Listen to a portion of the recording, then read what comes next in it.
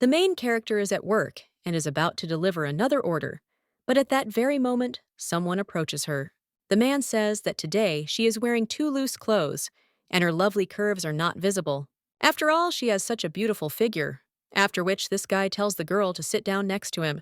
The main character understands that this is the only son of a very high-ranking feudal lord. Since her mother fell into eternal sleep, he has been haunting her. The girl claims that she is busy, but the feudal lord's son claims that there are no more visitors. The girl also understands that no matter how many times he proposes to her or spreads rumors that they are dating, no matter how much he touched her shoulders and hips, as if by accident, she refused and got angry. However, this guy is impenetrable. The lady thinks it's good that he is of noble blood, but Finto is 32 years old and 12 years older than hers. He has a terrible character, and besides, he has already started to go bald, so the lady decides that it is better to just ignore him. But the man at that very moment screams out where she went, after which he grabs the lady by the hand. He claims that if he said to come over, then it means she needs to do it, and asks if she thinks he will always babysit her like that. Hilda wonders what he is talking about, and who else is babysitting who. The girl thinks that if he were not a nobleman with his son, she would smash this mug of beer on his head. And he is crazy. The lady screams for him to let her go, because if Finto continues to behave like this, she will no longer turn a blind eye to it. But the man cries out what she will do and what she can do. He squeezes Hilda's hand even tighter. The main character claims that she is in pain and tells him to let go. But the man screams, does she really think that he won't be able to touch her with a finger? But it seems that it's time to teach her a lesson so that she can finally say thank you to him. The main character can't take it anymore and pulls her hand away. Hilda screams that it hurts. The lady hits him between the legs and calls him crazy. Then the main character sees him fall to the floor. He understands that she made a great strike right on target and did a great job. At this time, the man says that he is about to fall into eternal sleep, and the people in the establishment are watching this. The main character then begins to understand what she has done, because he is the son of a nobleman. She hit an important person, and she will be put into eternal sleep. But since it happened, it is better to finish the matter. The man, seeing the lady approaching him, asks if she has gone crazy, and he wonders how she can behave like that with people well seeing the girl's face. He screams out that it's not necessary. A little while later, the main character ends up in prison. She realizes that her species could be sentenced to death. The girl wonders why this guy didn't wear iron panties, because such important parts of the body need to be protected. Hilda is wondering how she can best enter eternal sleep, whether to do so by losing her tongue or by having her throat cut. At that moment, one of the knights approaches the lady and tells her to come out. A little while later, the main character is already in front of high-ranking people. The girl understands that this freak should be in the hospital and does not understand what he is doing there. And also, does he really want to watch how she is sentenced to death? Then the girl notices someone else and realizes that the man is next to these two, well-built and broad-shouldered porcelain white skin. He also has bright black hair and eyes to match. The main character, looking at his face, thinks who he is. The girl also understands with tears in her eyes that at least she can look at something beautiful before the end. The lady also realizes that she took after her mother, with her blonde hair and violet eyes. She had often heard people call her beautiful, but his face was truly beautiful. It's so calm and serious, but at that very moment, someone screams at Hilda Roos. The man furiously asks if she knows what she's done. Hilda thinks that the old man opened his mouth at the most inopportune moment. Well, in any case, now she just clicks her tongue and then falls to the floor and screams, asking the gentleman to spare her life. She also screams that she didn't want to do it, and it just happened that way. It was the same accident when the nobleman's son started to paw her. The man screams, "What is she talking about?" And the main character replies that if his son did it, not by chance, then she did the same. And it happened when she refused his son who pestered her. And besides, did the master want to see her as a daughter-in-law?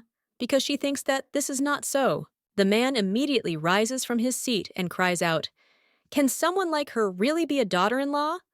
The lady points to his son and cries out that she agrees, because she has no desire either. If a person is not brilliant, then he should at least be handsome.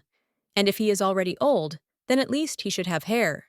Hilda screams for him to say something if he doesn't swallow his tongue, and wonders what he was hoping for by touching her. After which the two are shocked, and the main character, having caught her breath, realizes that she was only going to ask for her life. But then she thinks about what she did.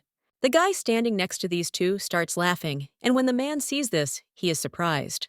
The main character wonders if he is laughing, and her life is at stake, but he is having fun. The guy claims that he thinks the girl has done nothing wrong. Hilda wonders if he is on her side. And besides, he called her a girl, and the lady wonders why. The old man turns to the Viscount in bewilderment. But he claims that the lady merely refused his annoying son, and he wants to know the reason for his subsequent actions. Well, his interlocutor replies that no. And yet violence is wrong, after which the main character screams that the cruelty was first shown towards her. The lady also shows her wrist and tells him to look, because his son grabbed her hand first, and she even had a bruise. Then the Viscount says that they should regard it as self-defense. Well, his interlocutor cries out that the lady should pay for her actions. But the guy turns to him and claims that it seems to him that everything is the other way around, and his son seems to want to avoid punishment for what he did. Both sides have grievances, so Bacon asks why not forget about it. When the man wants to object, the guy claims that if they want, they can continue to sort out who is ultimately right and who is guilty. But of course, if he has confidence that Duke Arfergio will take his side. The man claims that this girl is of low birth, and won't that be enough? But the guy replies that no, and status is not important, and also asks him to watch his words. The main character thinks what is going on, because she doesn't understand anything, and they are talking about her, but she still can't understand what's going on. The guy then approaches the lady and greets her, and also states that his name is Rogan Strauss. It is an honor for him to meet the lady. The main character understands that this guy is even cuter up close, and the young man says that the princess can no longer worry.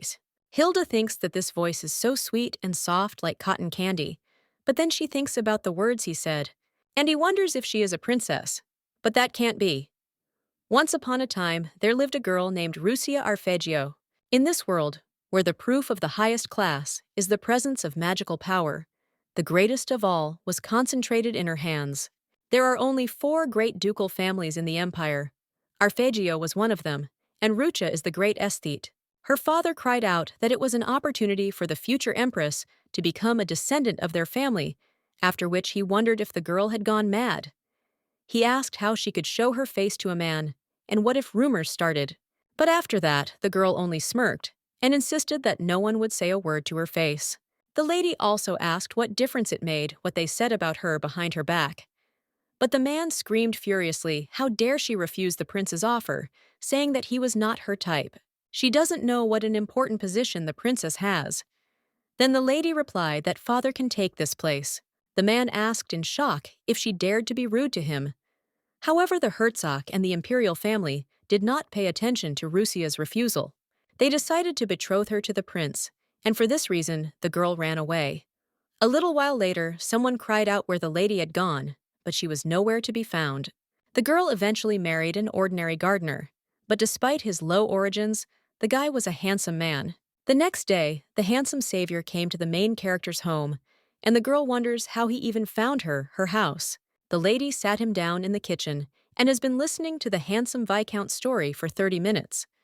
The girl also asks if the one who ran away about the Duchess is her mother, and the gardener is her father, to which the guy replies that yes. And the main character thinks about her dad. She understands that on the outside, he looked normal, but he lacked vitality and stress resistance. Sorry. It was hard for my father to do even simple things, so he fell into eternal sleep early. But her mother always supported her. She claimed that the girl's father was not only very handsome, but also the best husband. Now, the main character thinks that in any case, it doesn't matter, and is interested in whether she is the Duke's granddaughter, to which the guy replies that everything is exactly like that. Hilda closes her mouth in admiration, and realizes that she is of noble blood. The girl understands that she thought that she was an unusual commoner, because noble blood flows through her. But the guy asks if she doesn't believe him, to which the lady replies that she's a little confused, but it sounds a lot like her mother. The guy asks what exactly, and is the lady really saying that Rusha was a powerful witch? The main character answers that no, and she says that she appeared before the prince herself. The lady then says okay and asks if the guy is a viscount. after which everyone calls him by his name a little wrong. The young man claims that he is Rogan Strauss, and the main character says that it is good, and also claims that, first of all, she wants to thank him for saving her. But the lady is still interested in how he managed to time it so well and come to the rescue. The guy replies that he has been watching the lady for a long time. Hilda asks if that is true, and if he saw her hit Finto and how she was taken to prison.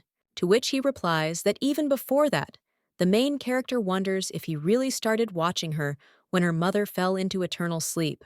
The young man answers that even earlier, the main character wonders if he is really a stalker, even though he is handsome. Rogan says that 7 years after Rusia ran away, the Duke asked him to find the girl, and he made her come back home.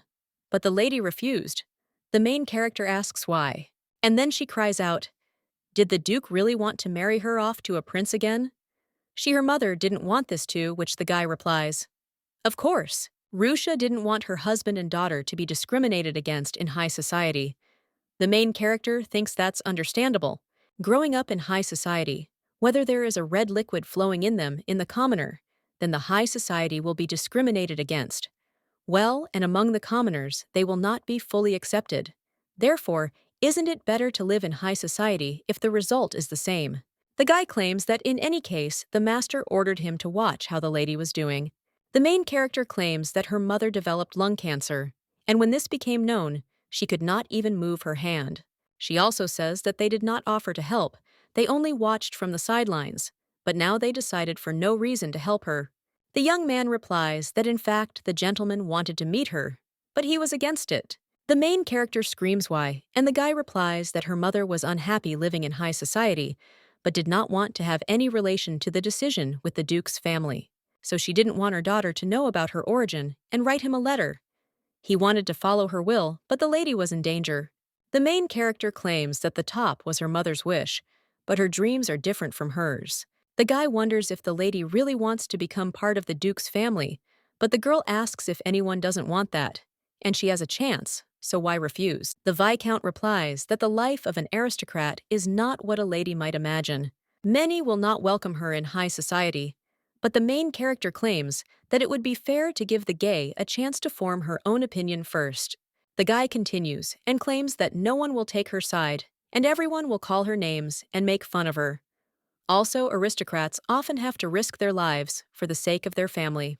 The main character replies that she knows, but the Viscount replies that it is not an answer. If she knew, she would not have said so. Hilda wonders why he is angry with her, and does he really not want her to be part of the Duke's family? Or does he think that she is not worthy of it? But the girl thinks that he doesn't understand anything at all, after which she asks if he thinks that Fintoy would have behaved the same way if she were from high society. And also, if he weren't a Viscount, then Finto's father would have listened to him and would have let her go so easily. The girl claims that she wants power, because he doesn't know what power he has, because he always had it. The lady also wonders if she's insulting him now or scolding him, but she still thinks that this guy doesn't know how scared a young girl is to live alone, and what she goes through every day. The lady is afraid of this, and now he is telling her to give up the power that can make her not worry anymore. The brunette then replies that he understands, and their conversation has gone wrong. The Duke wishes to see the lady because he wants to check. Was the power transferred from Rusia? The main character says what it means if everything is so. Then she will be warmly welcomed into the Duke's family, to which the guy replies that yes, but it's not certain. If she doesn't have the strength, then he won't be able to watch over the ice anymore, and that means he won't come to the rescue. The main character is surprised after this, and wonders if he really wants her to weigh the pros and cons. But he doesn't understand anything at all, and the lady wonders what will happen if she has no strength and whether she will return home. But the girl also thinks that if she has strength and remembers the words of her mother. The woman said that time cannot be turned back, but now the main character understands that she must at least try. The guy claims that the Duke does not want to see her out of warm feelings, but he wonders if even knowing this, the lady wants to meet him. The girl then looks resolutely at the Viscount and replies, "Of course." The Duke's estate is located nearby and can be reached by carriage in 4 days. Well, the girl understands that it seems that Rogan is driving the horses tirelessly, and he hasn't even stopped for the night. They even sleep in the cart. but since it is of high quality, the girl slept well. However, she still felt uncomfortable. And when the main character gets up, who thinks that there is such a strange atmosphere there? By and large, it's all because of Rogan. And the lady is wondering how she can sleep peacefully while in a cramped place with a strange guy. It would be better if they both tried to sleep, but he doesn't think to do that. And doesn't even look sleepy. The main character then turns to the guy and asks why he isn't sleeping. But the Viscount replies that she doesn't have to worry, because it won't affect him much if he doesn't sleep for a couple of nights. Hilda realizes that she doesn't worry about him and only doesn't trust herself. After all, you never know if she'll start snoring or chattering her teeth in her sleep. And the lady also wonders how she can fall asleep when this guy can't take his eyes off her. A little while later, the main character is already sleeping and snoring. The guy pays attention to this. But at that very moment, the lady wakes up and asks puzzled if she had been snoring. The young man looks back at the book and replies that it's okay. For these shocked thinks, how could he say such a thing? And it would be better to simply answer that she snored. Hilda did not think that she would be able to sleep and does not believe herself. When they first met, the girl thought that this would be the last shameful story he would hear. But now she is ashamed as hell, and the lady understands that she is only showing her bad side. But she didn't see a single unsightly detail in him.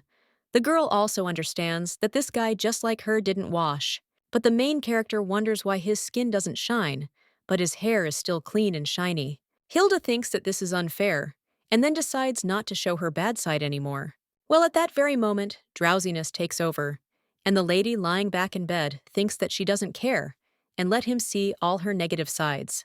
A little while later, they arrive at the duchy, and the main character is living in a luxurious setting. She understands that the place where she lived really was a hole. In such a big city, ordinary workers probably get paid a lot.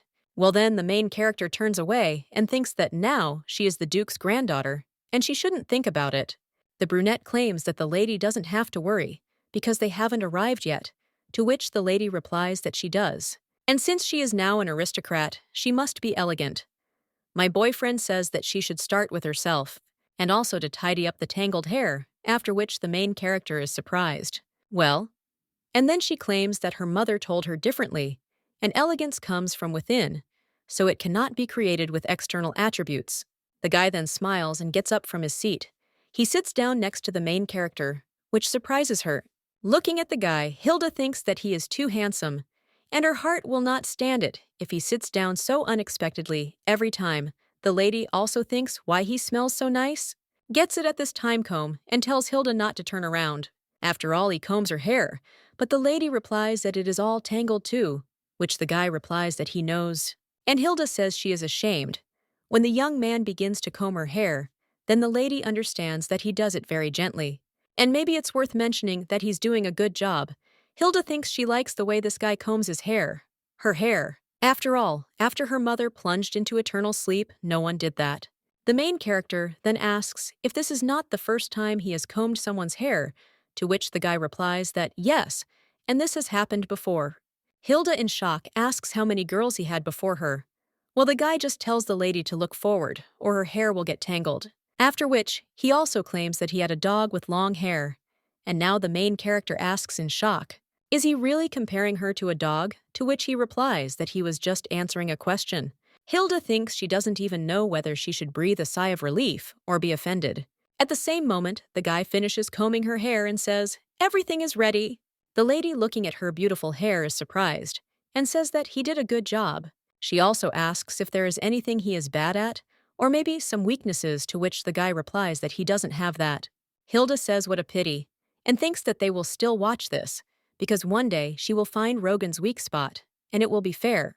The lady also asks if she will be able to meet other relatives in the duchy, because she was told that you and your mother have older and younger brothers, as well as a sister.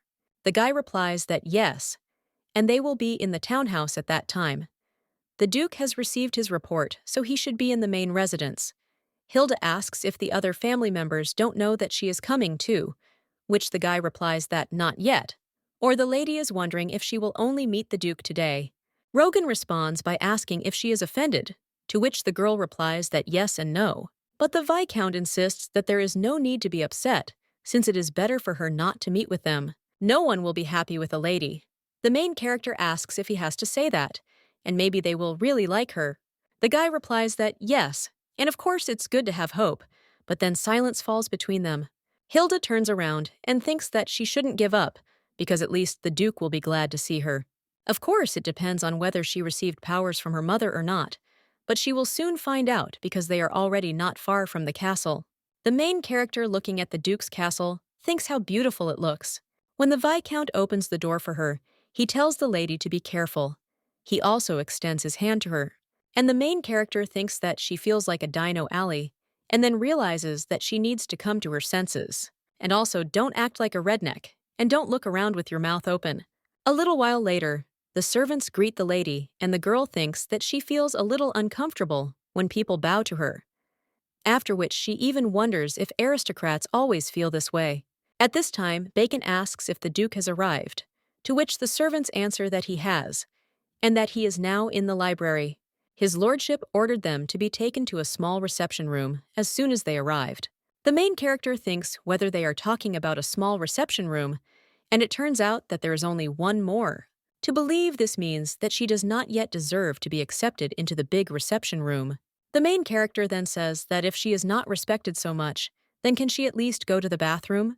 But when everyone is surprised, the girl thinks, is she speaking too directly? Hilda, with a smile on her face, asks if she can't go to the bathroom either, after which she says that's fine, and she'll manage. After all, if it's difficult for them, she doesn't want to put them in an awkward position. The butler immediately bows and says that, of course, the lady can take a bath, and he will also show her a place where she can change clothes. When the main character is about to follow them, the Viscount suddenly grabs her hand. The girl turns around and asks what is going on, after which the guy approaches her, and he whispers in her ear that if the servants treat her badly, then the latter will immediately tell him.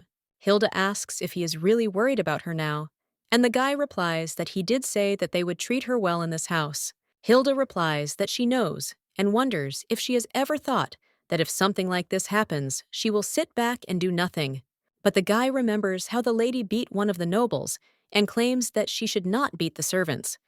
Hilda asks if he really thinks that she is some kind of bandit. Rogan only remains silent in response to this, and the main character understands that this look says that this is indeed the case. A little while later, the girl goes into the bathroom and, looking at it, thinks that it is gorgeous. The bottle alone is equal to her monthly salary. The lady also touches the water and realizes that Rogan was scaring her so much.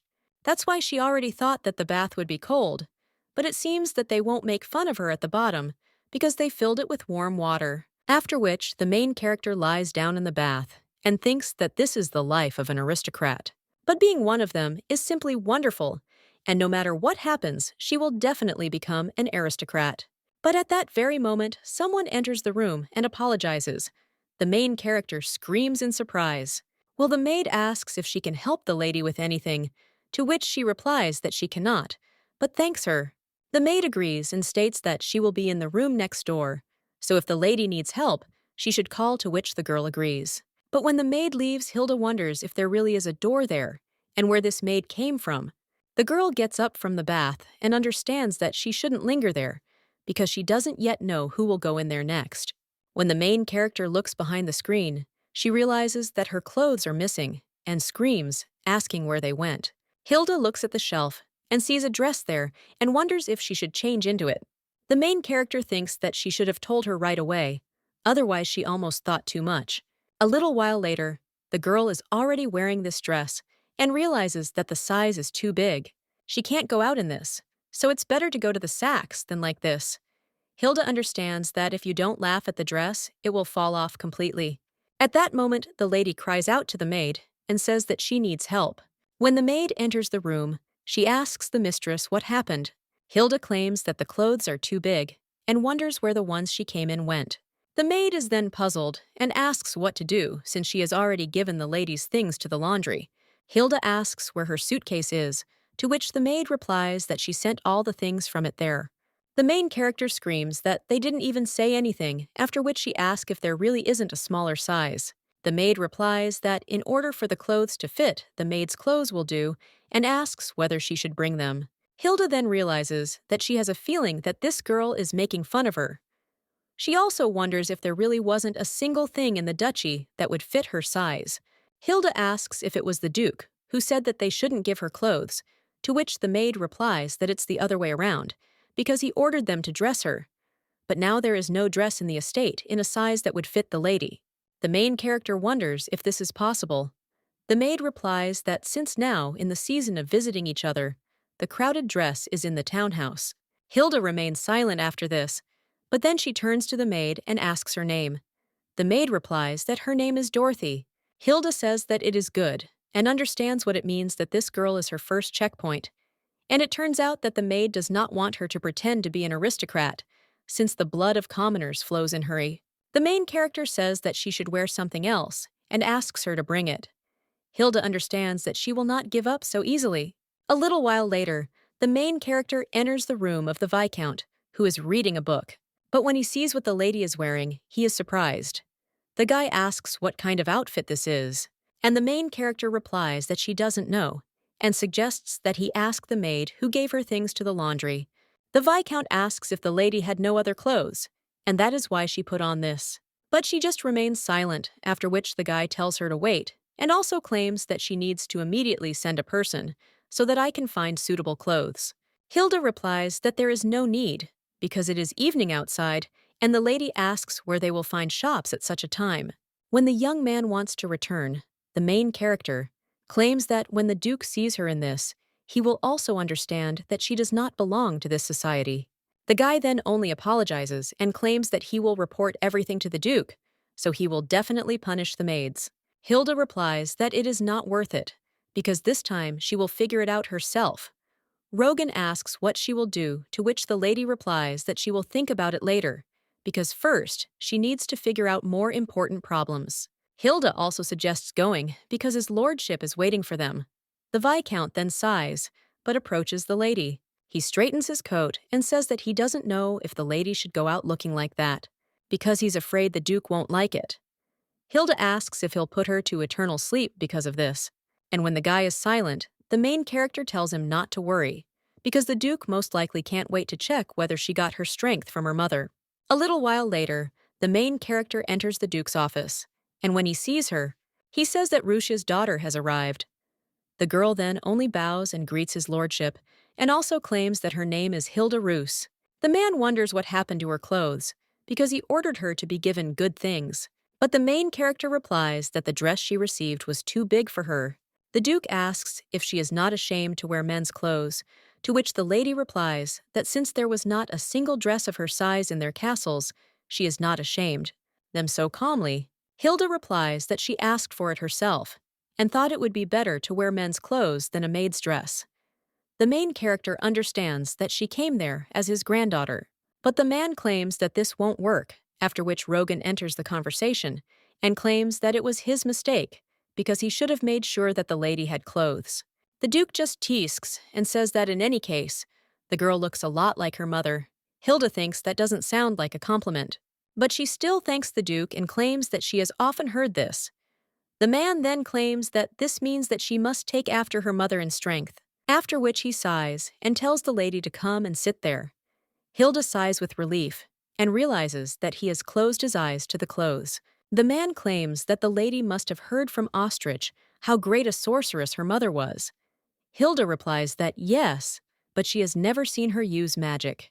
The Duke claims that in 100 years, no one has been born with such great powers, as she and the lady knows that the foundation of their empire is magic. The stronger the forces, the more noble the family. Hilda understands that even though she was a commoner, she knows it. The imperial family founded Melbourne. They had great magical power, and all the aristocrats were their descendants. But over time, the ties weakened, and even among the aristocrats, there are no more powerful magicians. The girl often heard travelers talking about this in the tavern, and now there are rumors that the emperor's heir has no magical abilities, or they say that he may not be the emperor's son. The Duke claims that if the lady proves that she has the blood of a true aristocrat in her veins, he is ready to accept her into the family. Hilda wonders how she can prove this, and whether she needs to learn magic and show him. The man replies that there is a faster way, and suggests that the lady look in one direction. When the girl looks there, she sees some kind of scroll, and the man asks if she can read it. Hilda asks if she can't, they won't accept her. The Duke notes that these are runes, and they are the language used in magic. He also reads the spell, after which the main character repeats, and these two are shocked. The girl thinks why they were so surprised, and the Viscount claims that she can repeat it. Hilda replies that she is not that stupid. The young man says that those who do not have magical abilities cannot repeat or read the runes for ordinary people. It would sound like some kind of noise. After this, the main character asks with admiration if she really has magical powers. She also claims that she should have told him from the beginning that she was so worried. But the Duke claims that even those with very weak magical powers can read the runes, and if her powers are limited to the simplest, then they will not be able to accept her into the family. Hilda wonders what else she should do, after which the man turns to the girl and says that she will have to stay in the castle and spend the night. The main character asks what else needs to be done, and the man replies that that's all. The lady is surprised by this and wonders if she really just needs to sleep there, after which she even thinks that it is as easy as pie. But a little while later, the girl is already looking at the castle and claims that it looks as if ghosts are about to fly out of it. The guy replies that it will be so, which surprises the lady, and she cries out, "Are they really pushing her into the lair of ghosts?" The Viscount claims that he did talk about it, but to be more precise, these are evil spirits. Hilda understands that it would be better for her to spend the night in some ruins and thinks what relation does a house with evil spirits have to magic? Hilda thinks that there is nothing simple in this world. The day before, the lady asked what castle the Duke was talking about. The guy sighed after this and also said that Obletai came to him because he would pour her tea, to which the girl agreed. She also understood that this guy was both handsome and well-mannered. And when Rogan poured tea, he claimed that the Night Castle had long been used by aristocrats for the ceremony of entering adulthood. It's in the east of Melbourne. Hilda asks if there is a ceremony to enter adulthood, and if you have to stay there overnight. The girl also thought that everything was as simple as possible for aristocrats, but the guy replied that it was not so. Hilda asked if he had read her thoughts, to which the guy replied that he had understood from her eyes. He also claimed that at night, evil spirits appear in the castle, and these are evil spirits of the highest rank. So to resist them, the aristocrats use magic. Hilda only sighed after that and thought how difficult it was, after which she asked what this had to do with the coming-of-age ceremony. The guy answered that the stronger the magic, the stronger the connection with the aristocracy. Evil spirits obey the strong. The main character asked if spending the night there would be proof that she was a powerful sorceress, to which the guy replied that everything was correct. And then the lady asked, what if she turned out to be not exactly strong enough?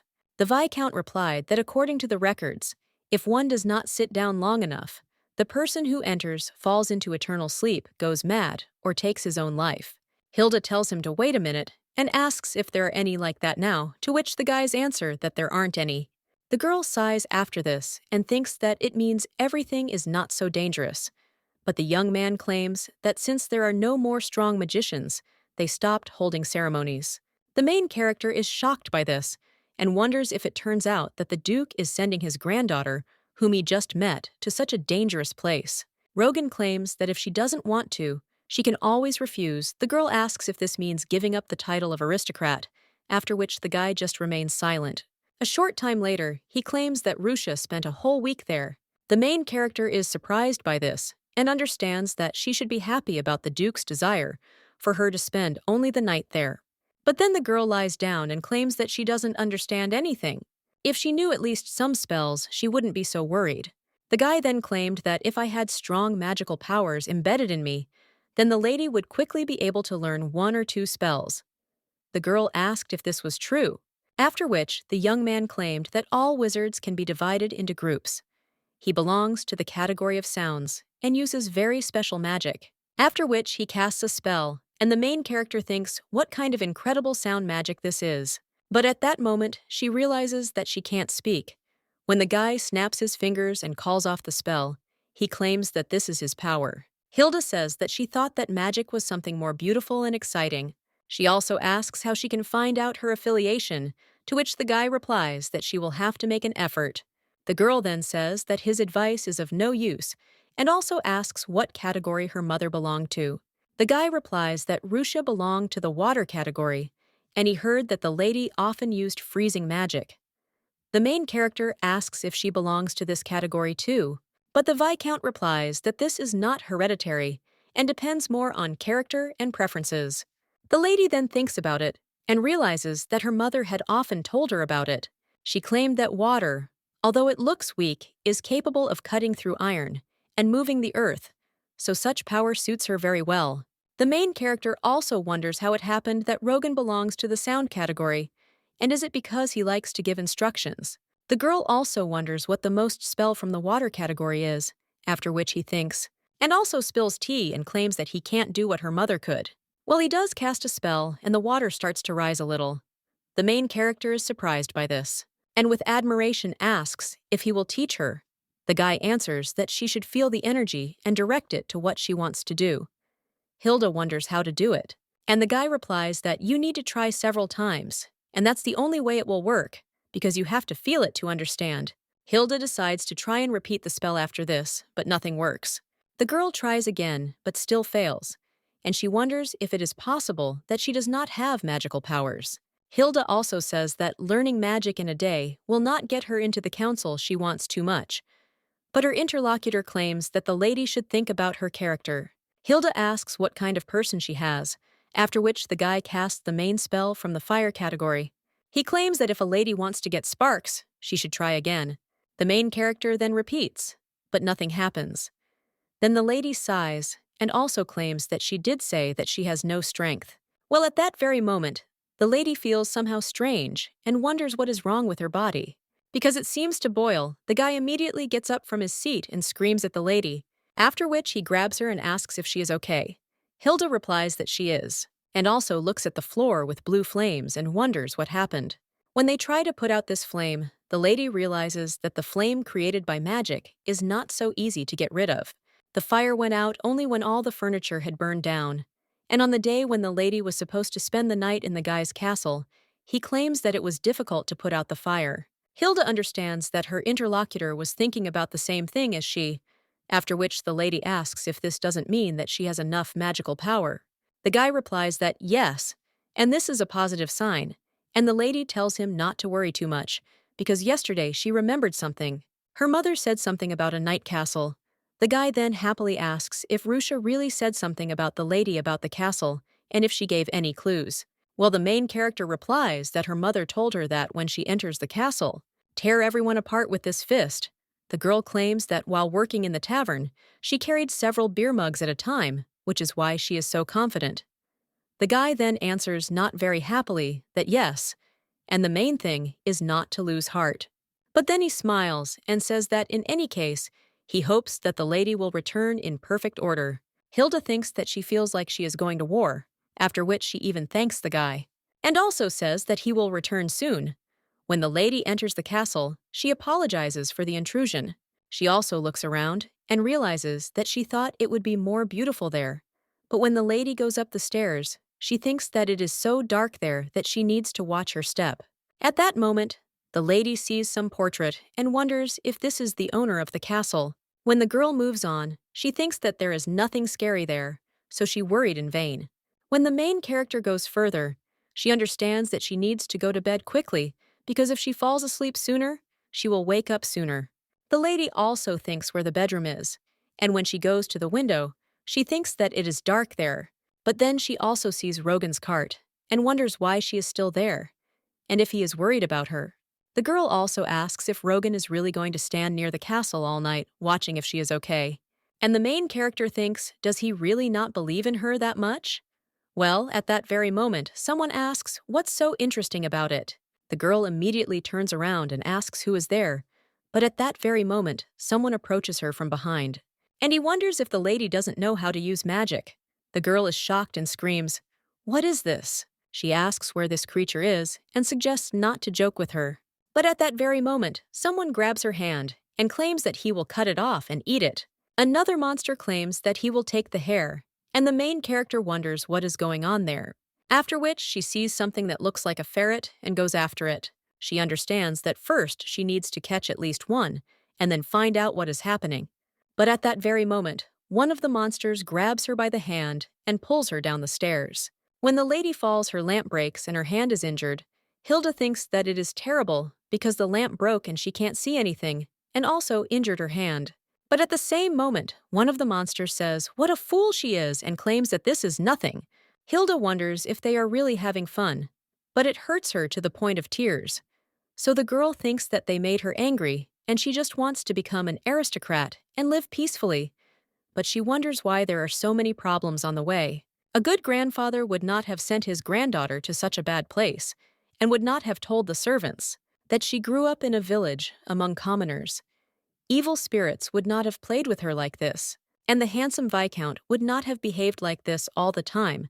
She would have been able to immediately understand whether he was on the sidelines or getting married. Well, the main character thinks whether this can be done to her, and why she has to prove anything to anyone. Lady realizes that her mother is Arpeggio, and she is her daughter. At this time, another monster sticks its paw into her. Well, the main character at that very moment grabs him and then throws him. One of the monsters screams, "What is this?" and claims that this girl is crazy and so they need to run away. But the lady raises her hand and asks if they are going to run away from her. The lady also thinks that she no longer needs these stupid conversations, because instead of them, she uses her fist, and the night in the castle has just begun. The guy is near the carriage at this time. He sighs and realizes that the villagers and aristocrats who are just learning magic don't come anywhere near this castle at night. So he thinks that Hilda shouldn't have gone after all, because she only recently learned simple magic, and he thinks that it was a bad idea. Well, at that very moment, the guy notices some light inside and wonders why it became so light. When he looks at the mansion, he wonders what is going on inside. The monsters are sitting in the corner and shaking. One of them asks how this happened, since the lady couldn't use magic. And the other one claims that he is scared because this lady is not stupid, but simply crazy. The main character at this time goes down the corridor and asks where the guys went, because if they come out now, they will get 1 hit, and if not, then 10. One of the monsters asks what to do, and maybe they should ask her for forgiveness. But the other one answers that, at dawn, the lady will leave herself, and they just have to hold out until then. Well, then another one claims that Russia was there for a whole week, and wonders what if she stays there too. Another one wonders if they think these girls look alike. After which, all three are completely shocked. One of them asks if Russia also had light hair, and the other replies, "The States can't believe it, many people have hair that color." At this time, the main character notices the monsters, after which they start screaming. Hilda claims that because of them, she was unable to go to bed early and had to walk and search. A little while later, she sits down and asks if the puma will wave normally, or if he will marry her, after which he apologizes. The main character thinks that this night castle is a real joke, because she was so worried. Lady also looks at the other monsters and tells them to stop because she feels uncomfortable with them standing like that. Hilda asks if they will take human form and wonders why they are not even wearing clothes. One of them claims that if they were evil spirits of the highest rank, they could, but they don't have enough strength, and that's why they can't become people. The main character then menacingly asks if it really means that they won't be able to heal her hand, and Puma claims that only good spirits can heal.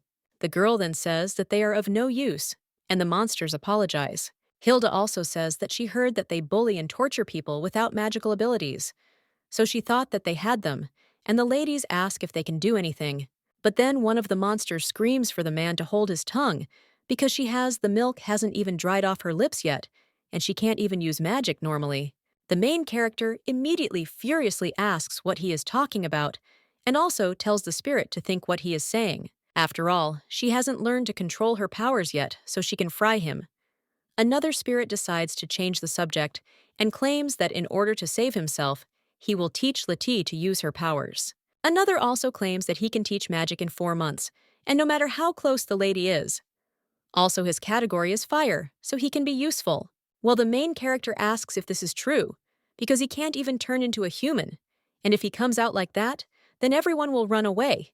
But the monster asks what she's talking about. The main character claims that he said that the training would take 4 months, and then he should go with her, because she doesn't want to live in this crumbling castle. But another monster tells the lady that they can't leave this castle without a contract. The main character asks if that's true, after which the puma replies that everything is exactly like that, because they share their power with them and they serve them, so both benefit. Hilda asks if she doesn't even have to sell her soul for this, to which he replies that of course she wouldn't, if she didn't answer. They're not such evil spirits. Well, the girl says that if that's the case, then why didn't her mother sign a contract with them? One of the monsters asks who her mother is, to which the lady replies that it is Rutia Rus, or better yet, Rutia Arpeggio. One of the spirits cries out, "Is this really so?" And the other cries out, "Now everything is clear, because she is the daughter Ruchi, and this lady have the blood of this crazy woman in them." The main character tells them to wait a minute and asks what her mother did. One of the monsters claims that she was mocking them, and they had to jump like rabbits from one wall to another. The main character asks if they really refused the contract, to which her interlocutor replies that it is not quite true, that Rusha said that she is not sure whether she will be able to raise pets. The main character then wonders if they are talking about pets, but she realizes that it is scary to even look at them. The girl says okay, but the problem is that in this form, he won't be able to go with her, to which the monster replies that he can't turn into a human, but he can easily turn into other forms. The main character asks what the wolf transforms into, and when the girl opens her eyes, then he sees a puppy in front of him. The monster at this time asks if she saw it, because it is an ideal conspiracy. Well, at that very moment, Hilda picks him up and says, "What a cute puppy he is." Well, the monster screams that this is too much, after which the lady claims that she is ready to sign a contract with such a cute puppy. But the monster shouts that he is a strong wolf. However, the main character only tells him to go with her. A little while later, Rogan asks who it is, to which the main character replies, "A puppy." And when the Viscount asks why she brought him, the lady replies that she will raise him. Rogan says that it's so unexpected, and the lady replies that they made a contract, after which the guy asks if she really made a contract with a puppy. The monster immediately screams, so that stupid people don't call him a puppy, and asks how many times he says that he is a strong wolf. Hilda says that it is good, and claims that this is the spirit of Ma, with whom she made a contract, and he will also teach her magic. The guy at this time claims that according to old records, there were magicians who made a contract with the spirits of Mott, and he thinks that they will keep it a secret from the others. Hilda asks why, and wonders if the Duke will like it that she made a contract with a spirit. The Viscount claims that her assignment was to spend the night in the castle, so there is no need for him to know that a contract was made with Marcel. Hilda thinks that she agrees, and does not want to attract unnecessary attention. But the lady thinks why Rogan is against it, after which the lady says that maybe he doesn't want the Duke to acknowledge her as his granddaughter. The lady also thinks that maybe he doesn't want her to have power, because she is a commoner, and also worries that she will only bring trouble to the duchy. The guy at this time replies that, yes, and he does not want that. He also tells the lady to give him the puppy, so that he can take care of it before the Duke makes his decision. Hilda realizes that she thought so, and does not understand what she hoped for. The lady turns to the Viscount and assumes that he did not return to his place at night, and the guy replies that yes, he was there too. The girl wonders why and whether the Duke ordered him to watch her. In response to this, the guy only remains silent, and the lady turns around and claims that she will keep the puppy for herself, because the Viscount does not have enough strength, and with her, one of the ranks, he will be safe. Hilda thinks that even though Rogan is her grandfather's man, does he really have to always watch over her? But the more she thinks about it, the more angry she becomes. A little while later, the main character enters the Duke's office. The man claims that he didn't really expect it, and it's amazing that she succeeded, after which he invites the lady to sit down, and she thinks how annoying this is, and says that it seems the Viscount has already reported everything to him. But the man asks if she is talking about Ostrich, because he hasn't called him yet, after which the girl asks how he knows that she succeeded. The Duke replies that of course he introduced the observer, and how he would understand that the lady was not lying to him. Hilda wonders why then Rogan behaved like that yesterday. And was it really his devotion to the Duke that made him watch her all night? The girl also wonders if he is his slave, and also says that the Duke should not do this to the Viscount. After all, if he was going to introduce an observer, then shouldn't he have told him? And then the Viscount wouldn't have spent the whole night in front of the castle. Well, the man claims that Strauss knew about the observer, and wonders if he didn't tell her anything. The main character Datova is surprised, and then thinks why Rogan stood in front of the castle all night, and maybe he was worried about her, and she didn't even guess. The lady even dared to say a taunt to him without guessing anything, after which the girl understands that she will burn with shame and wonders why he didn't tell her that everything was wrong. At this time, the Duke says that the lady is a good girl because she managed to spend the night there, and their main character thanks him. The man claims that the lady deserves to become an arpeggio, and now she will have to learn magic. Hilda understands that he does not look at her as a granddaughter, but as a person with whom it is profitable to cooperate. At this time, the girl asks if this means that she will now officially become part of the family. The Duke replies that of course, and he has already ordered a room to be prepared for her, and will soon call a man who will bring it in her in the register, and also report this to the Emperor, who will introduce her to other members of the family, so she has a lot to learn. Let the lady study diligently, so that no one will understand that she grew up among commoners. The main character wonders what it means, so that no one will understand. And the man claims that she must prove not only with her abilities that she is arpeggio, but also with her close speech and even her gait, after which he rises from his chair and tells the lady to enjoy the life of an aristocrat. After all, now she is Arpeggio's daughter. The lady thinks that she has finally become an aristocrat, as she has long wanted. That's why she still doesn't believe it, and it turned out to be a simple matter, because all she had to do was get the Duke's recognition, and the proof was not based on family ties, but only on abilities.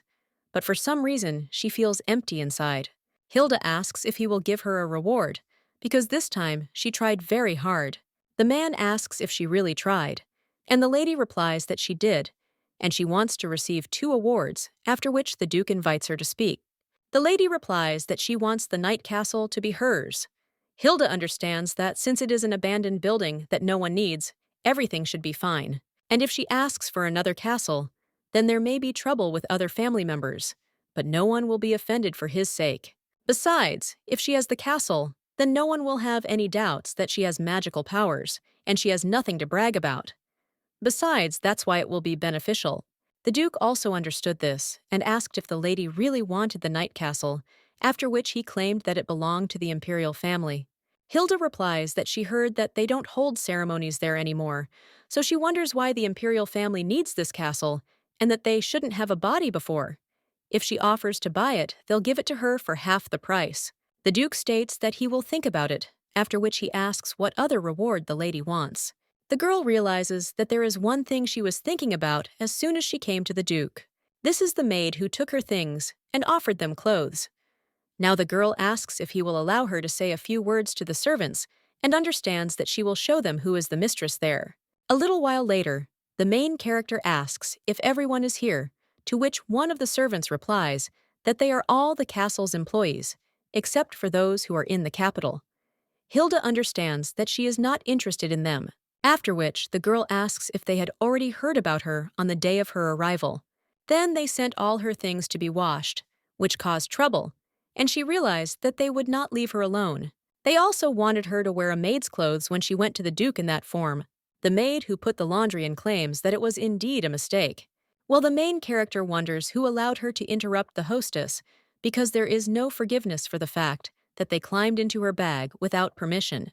The maid immediately falls to the floor and screams asking for forgiveness, and also claiming that this will not happen again. Hilda asks if she really regrets it, to which the maid replies that yes, she committed a very grave sin, so she asks for forgiveness. Hilda still says that she will give Dorothy a chance. She understands that it is most likely not only her fault, but the girl simply agreed with others. After all, she has the lowest status, so the girl is sure that someone else took care of this.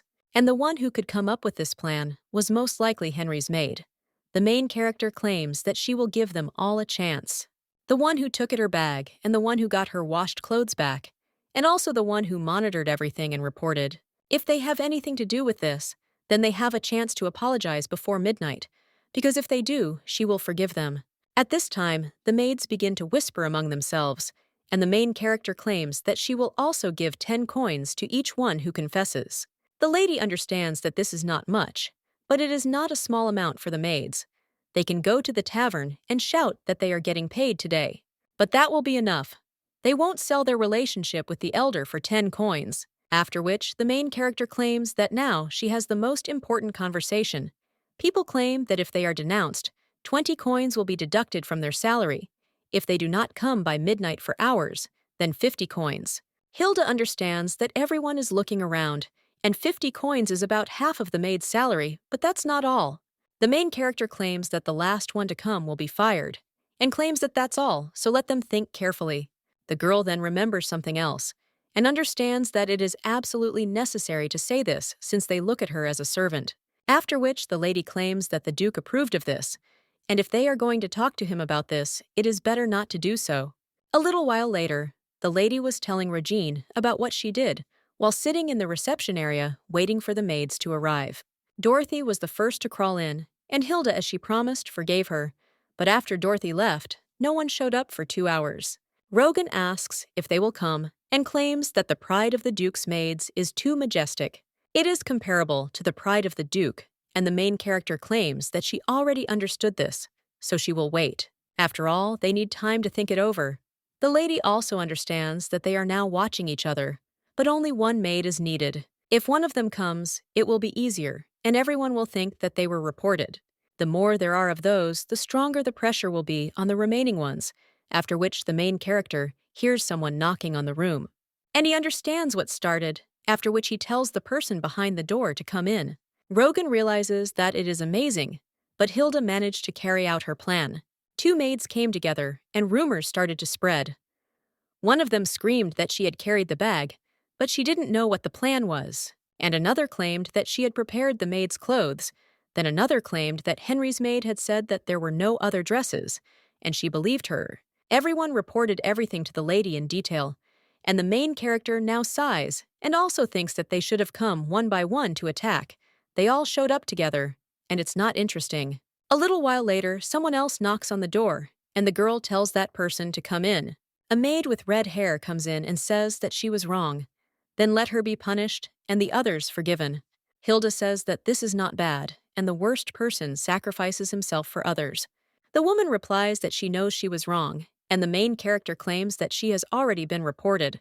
Therefore, 20 coins will be deducted from her salary, and the girl asks if she agrees. The maid asks if that's all, to which the main character replies that it is.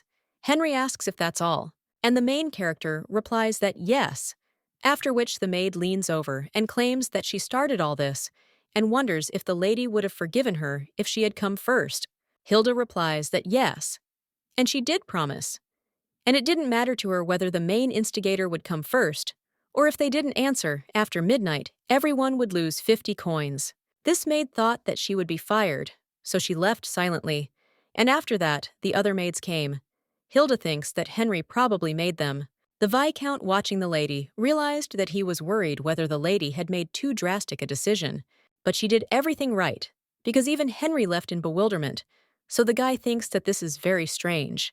A little while later, someone tells him that the girl has caused a lot of noise. After all, she hasn't even been in the Arfeggio family for a week, and already she's behaving as she pleases. The Viscount replies that she hasn't caused much of a stir, to which the man replies that no, and since even he found out about it, because Graham told him about it, it means it is important. The guy at this time thinks whether the butler is really reporting to him, and the Duke is only interested in what the lady is going to do with Henry. The guy replies that she asked to deduct 20 coins from her salary. The man says that it was not a very big punishment, but still it was reasonable. The main thing is that Tarina doesn't make an enemy out of her. Rogan sighs after that and realizes that he doesn't know for sure. Well, I'm sure Henry serves the Duke's wife, whose name is Tarina. If Tarina fired Henry, she would treat her as an enemy before they even met. The Duke then says that the guy should teach the girl everything, because it will be difficult to find better teachers. The Viscount asks if the Duke is talking about him, and the man replies that they seem to have already become friends, to which the guys reply that this is not so.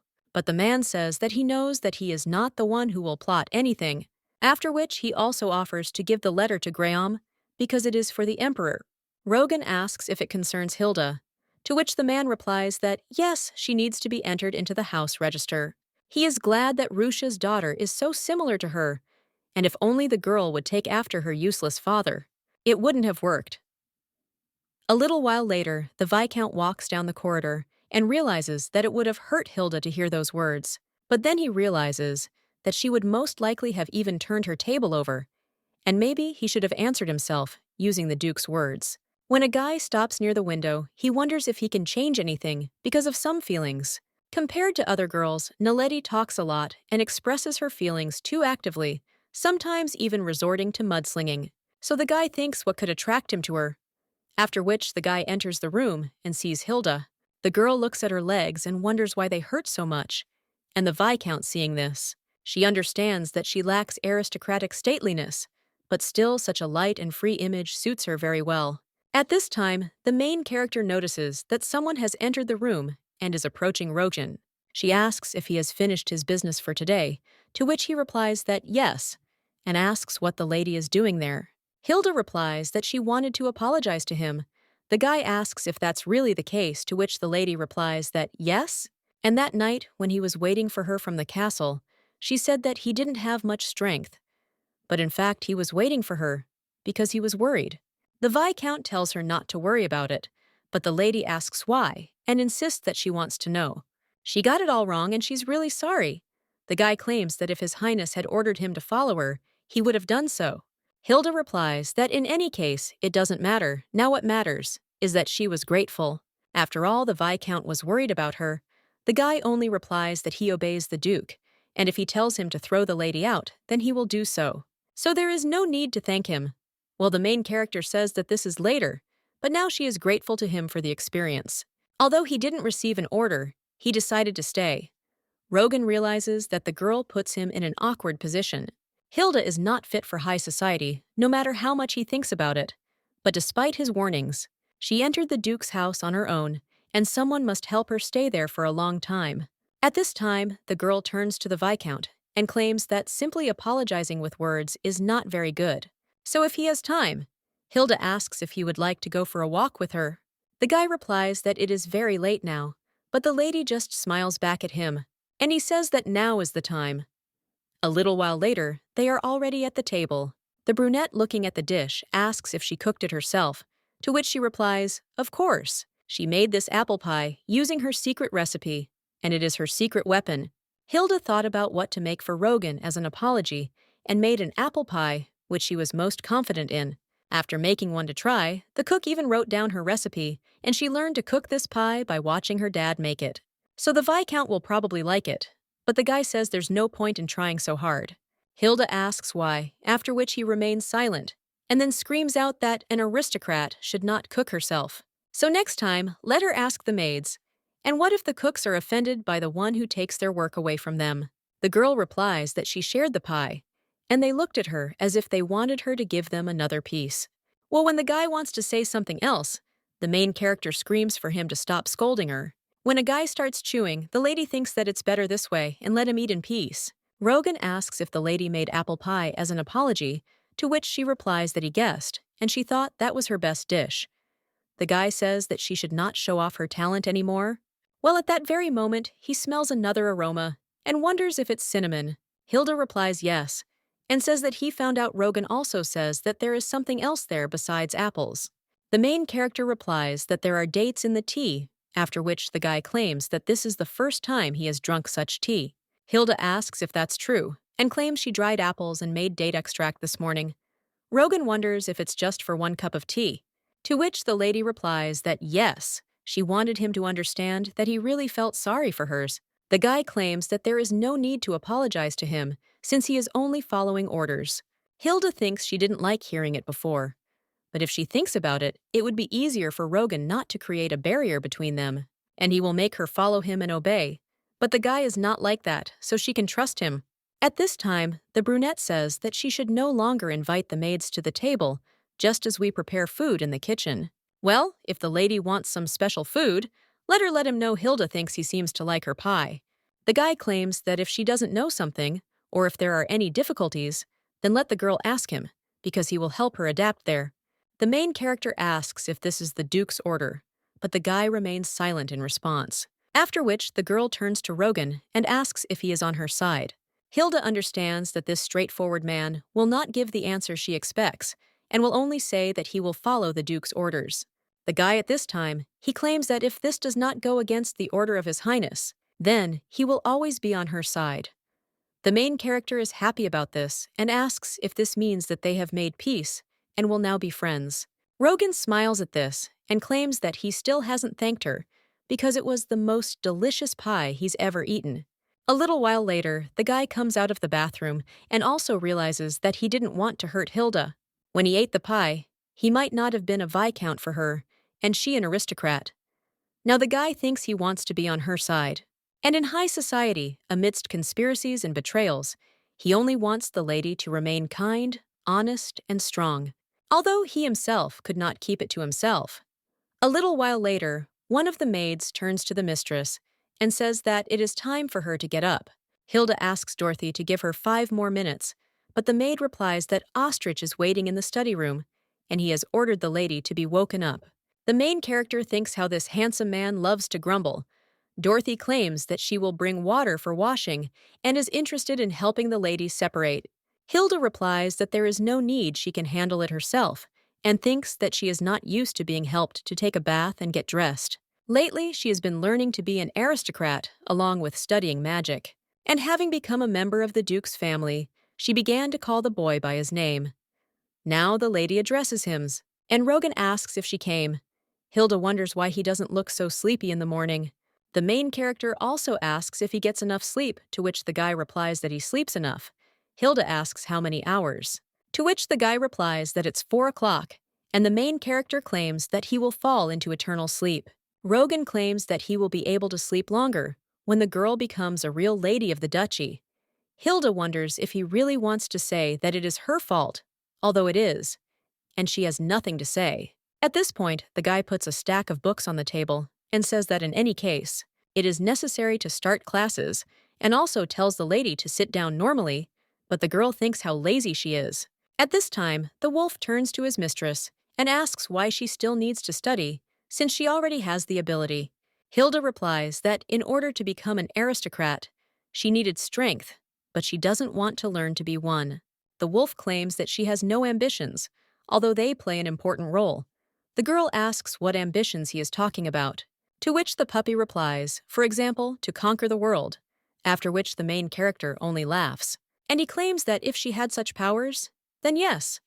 While the wolf says that the mistress should listen, because there is a spell that builds and destroys cities in a day, after which there is silence between them. And the main character asks Rogan what he thinks about this, but the guy only asks what she is talking about. Hilda asks, what if she becomes the great sorceress?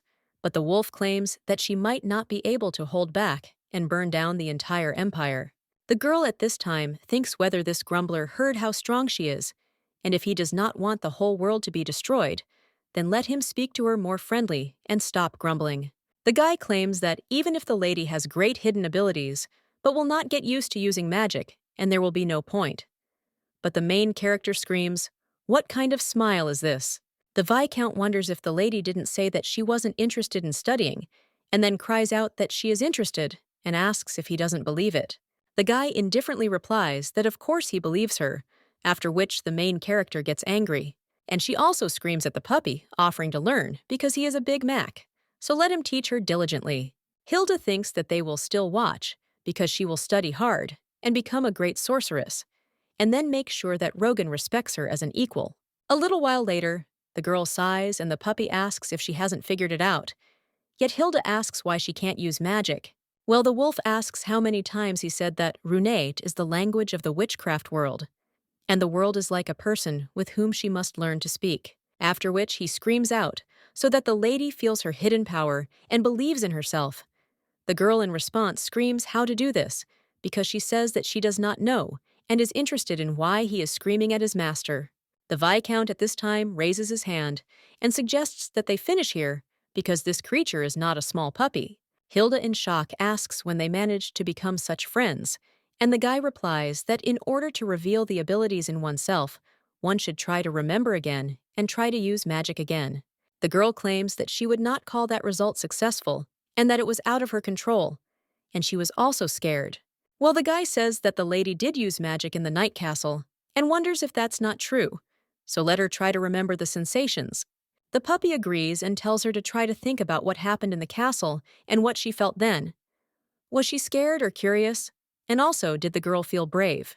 The main character at this time thinks about this and realizes that she felt dissatisfaction. After all, they were teasing her and grabbing her hands, after which silence hangs between them.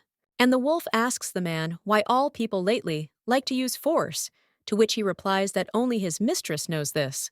The main character only gets angry about this and realizes that now she has two grumps.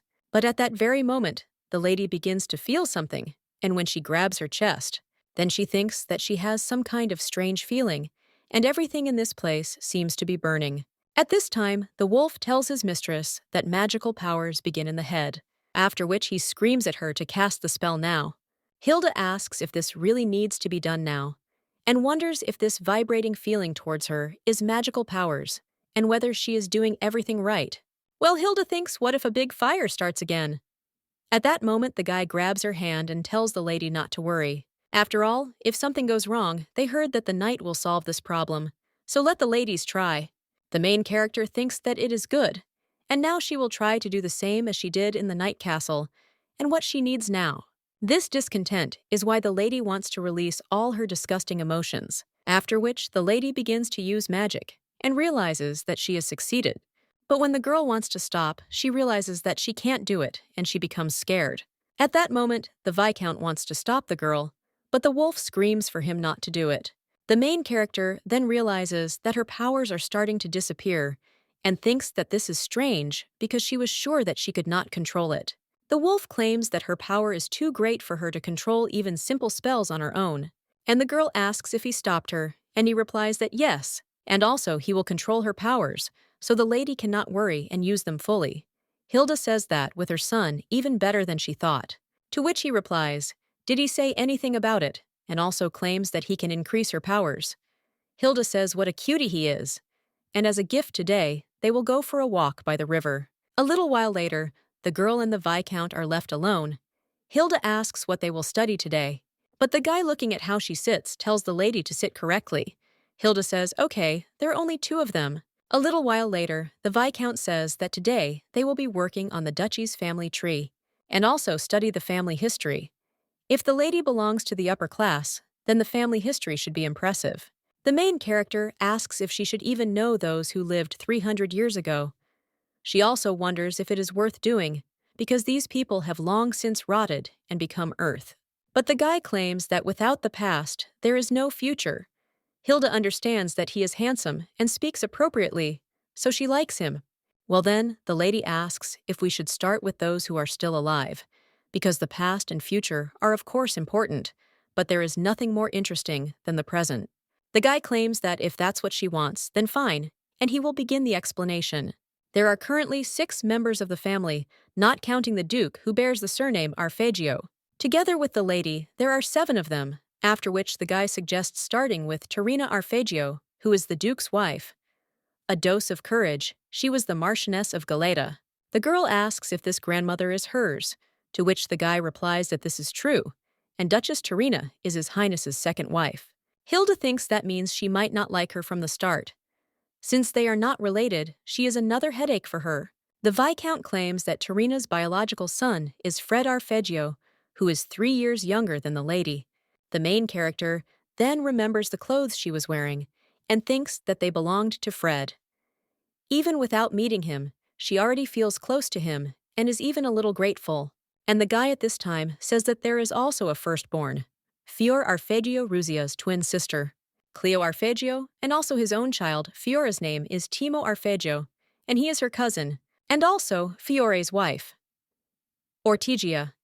The main character at this time tells him to wait a minute and give her time to think about everything. Hilda asks why he says it so quickly, and did he really want to name all 300s today? The guy asks if he is doing it quickly, but claims that there is an exam tomorrow, and the lady must remember everything. At this time, the main character thinks about what he is talking about and asks to wait a minute. Hilda asks if there will really be an exam right away, and the guy asks if she can learn it in a day. The main character only gets angry about this and claims that she is not as brilliant as he is. At this point, the guy asks how about 2 days, and the lady replies that she needs 5 days, after which they start bargaining, and they reach 4 days. At this time, the guy thinks why she can't learn everything in a day. And the main character, looking at the books, thinks how it is even possible to learn so quickly. Hilda asks if anyone among them will be glad to see her, to which the guy replies that no, and it would be better if no one paid attention. Hilda realizes that she will meet her family for the first time since she was born, and this guy says that it is better for them to treat her like a stone in the road. The girl also wonders why they should avoid her, since she will not become the Duke's successor. But the guy replies that no one knows this, and when the lady becomes an aristocrat who will claim the inheritance. Hilda wonders if the eldest son will become the heir, to which the guy replies that the Duke has not yet appointed the person who will receive the inheritance, so everyone has a chance. Hilda realizes that if this is true, then she is the daughter of the Duke's eldest daughter, named Ruzia Arpeggio, and according to the puppy, she has the strongest magical abilities. Therefore, this can become a subject of attacks, and her existence is a problem for them, so the lady thinks what to do. But she still understands that everyone will return only in a month, and she has time to think. A little while later, the girl walks down the street with the puppy. She yawns and suggests going back, because she is tired of walking. But at that very moment, the lady notices the carriage and wonders if someone has really come. The puppy then claims that, judging by the amount of luggage, it doesn't look like this is a guest. Well, the main character thinks who it is, if not a guest, and claims that first they need to get inside, because Rogan will grumble again if they come late. Hilda says that he will soon develop wrinkles if he does not stop swearing. At the same moment, someone turns to their mistress and claims that he has finally found her. But the girl wonders what happened, after which the butler apologizes, but asks if she could give her this dog because he has to wash it. He will explain everything to the lady later. Hilda wonders if it is because someone has arrived. And it's also interesting what happens after, which the girl says that it's good and they can refill it. The lady also says goodbye to the puppy and also wonders if he understands that he should find out what is going on there and then report it to her. A little while later, the lady also looks at the thing in the corridor and thinks, why so many things to believe them, as if someone is moving. The girl also looks at some dresses and realizes that she is afraid to wear such things. The stones can fall off from one of her movements, and the lady wonders if these clothes are really meant to be beautiful in one place. At the same moment, someone turns to the girl, and when she turns around, she asks who he is. Hits at the same moment her in the face. Hilda wonders what happened and why he hit her. A thin young guy with blonde hair and brown eyes. And he also has freckles on his nose, so the lady wonders who he is. But then she also wonders if it matters, because he is such a goat for daring to hit her. Hilda hits the guy back, causing him to scream, and the maid immediately runs up to the gentleman and asks if he is okay. Well, the guy tells her not to touch, after which he turns to the girl and asks how she dared to do such a thing, and also whether she knows who he is. But the main character is interested in what he is talking about, because he hit her himself. The young man asks if that is really true, and the girl replies that he got hit in the face because he started hitting first, and the girl asks why he did that, and also who he thinks she is to raise her hand to hers. After all, even the parents didn't touch this precious face, which is why the guy is angry. And she screams that she is a thief, but the lady only smirks at this, after which he realizes that he doesn't know how to swear either. Hilda puts her hand on his shoulder, and she says that if the guy starts acting up, she will do bad things to him. When the young man listens to all this, he is shocked and also wonders how she dares to talk like that. But at that very moment, she hears someone addressing him as Mr. Fred. The girl is surprised and remembers the healthy tree, and also wonders if this is the Duchess's son. Hilda wonders which of them has a higher status, and he is her mother's half-brother, which means he should be in charge. And then, he is her uncle, so she just hit her uncle and committed a terrible sin. She had recently almost said goodbye to her life, but she didn't think she would be able to do something like this. Hilda immediately asks if he is okay, after which she even addresses him as you. But the guy screams at her not to touch him with her dirty hands. The main character asks how she could know that they are relatives. But the guy screams, are they really related, after which he claims that he is not going to have the same last name as her, who is not clear where she was born. Then the lady claims that he will have to change it. The young man screams, what did she say? The lady asks why she had to raise her hand to her. Fred screams that he punished the nasty girl who touched his things, and this action was the right one. Hilda asks when she touched his things, but then thinks that this can't be. and whether they told him that she borrowed those clothes. The girl says that if he means the suit, then the Count gave her permission and everything was washed. The guy screams, "Is it really from the window?" wondering who will wear the clothes that touched her dirty hands, because now it can only be thrown away. The guy also puts his hand to his earlier one, and the lady hopes that she did not knock out his tooth because she did not hit him with her fist. Hilda asks if it hurts him a lot, after which she offers to watch, but the guy screams for her not to touch him. He raises his hand again, and the main character wonders if he will hit her again, but she also understands that she has no right to touch him and prepare for a blow. At that moment, someone grabs the guy by the arm and tells him that he better stop. Fred asks if it is Rogan, and how dare he do such a thing. The young man becomes even more angry, after which he hits the Viscount. The main character is surprised by this and screams in shock at the guy. The Duchess is talking to the maid at this time, and is interested in what the girl did with the maids. She claims to one of them that she cut everyone's salary, and also said that she received permission to do so from the Count. The girl claims that he could not give so much power to a lady who had just come into the family. This lady is the wife of Count Arpeggio, Terrin Arpeggio. The girl asks if Henry really thinks so, but the maid only remains silent in response, after which he claims that the Duke himself did not take part in this. The woman wonders if there was any point in him interfering there. After all, if those who are lower in status interfere in matters that are not theirs, they will only be left with scars. Well, the maid says that if there was no permission from the Duke, how could she get away with it? The woman replies that she doesn't know, and maybe this little dog who doesn't know fear of a tiger yet. Or maybe she is cunning and sly, so it would be better if she were a little dog. The Duke cannot stand ignorance and soon gets tired of it. He is someone to be feared. This is not a girl who grew up in a desolate slum trying to earn money for food. And the ostrich is as cunning as a fox. The Duke, for some unknown reason, treats him like his child. And the Viscount is ready to do everything for the Duke, even sacrifice his life. The woman asks if Strauss is currently looking after this girl, to which the maid replies that yes, he is helping her get settled there and also teaching her everything. The Duchess claims that Ostrich is incredibly cunning and wonders how they managed to disprove this without the family knowing. Henry claims that this lady's bone is Ruscia's daughter, but it contains the red fluid of a commoner, and the maid wonders if the lady will simply watch as she becomes part of the Arpeggio family.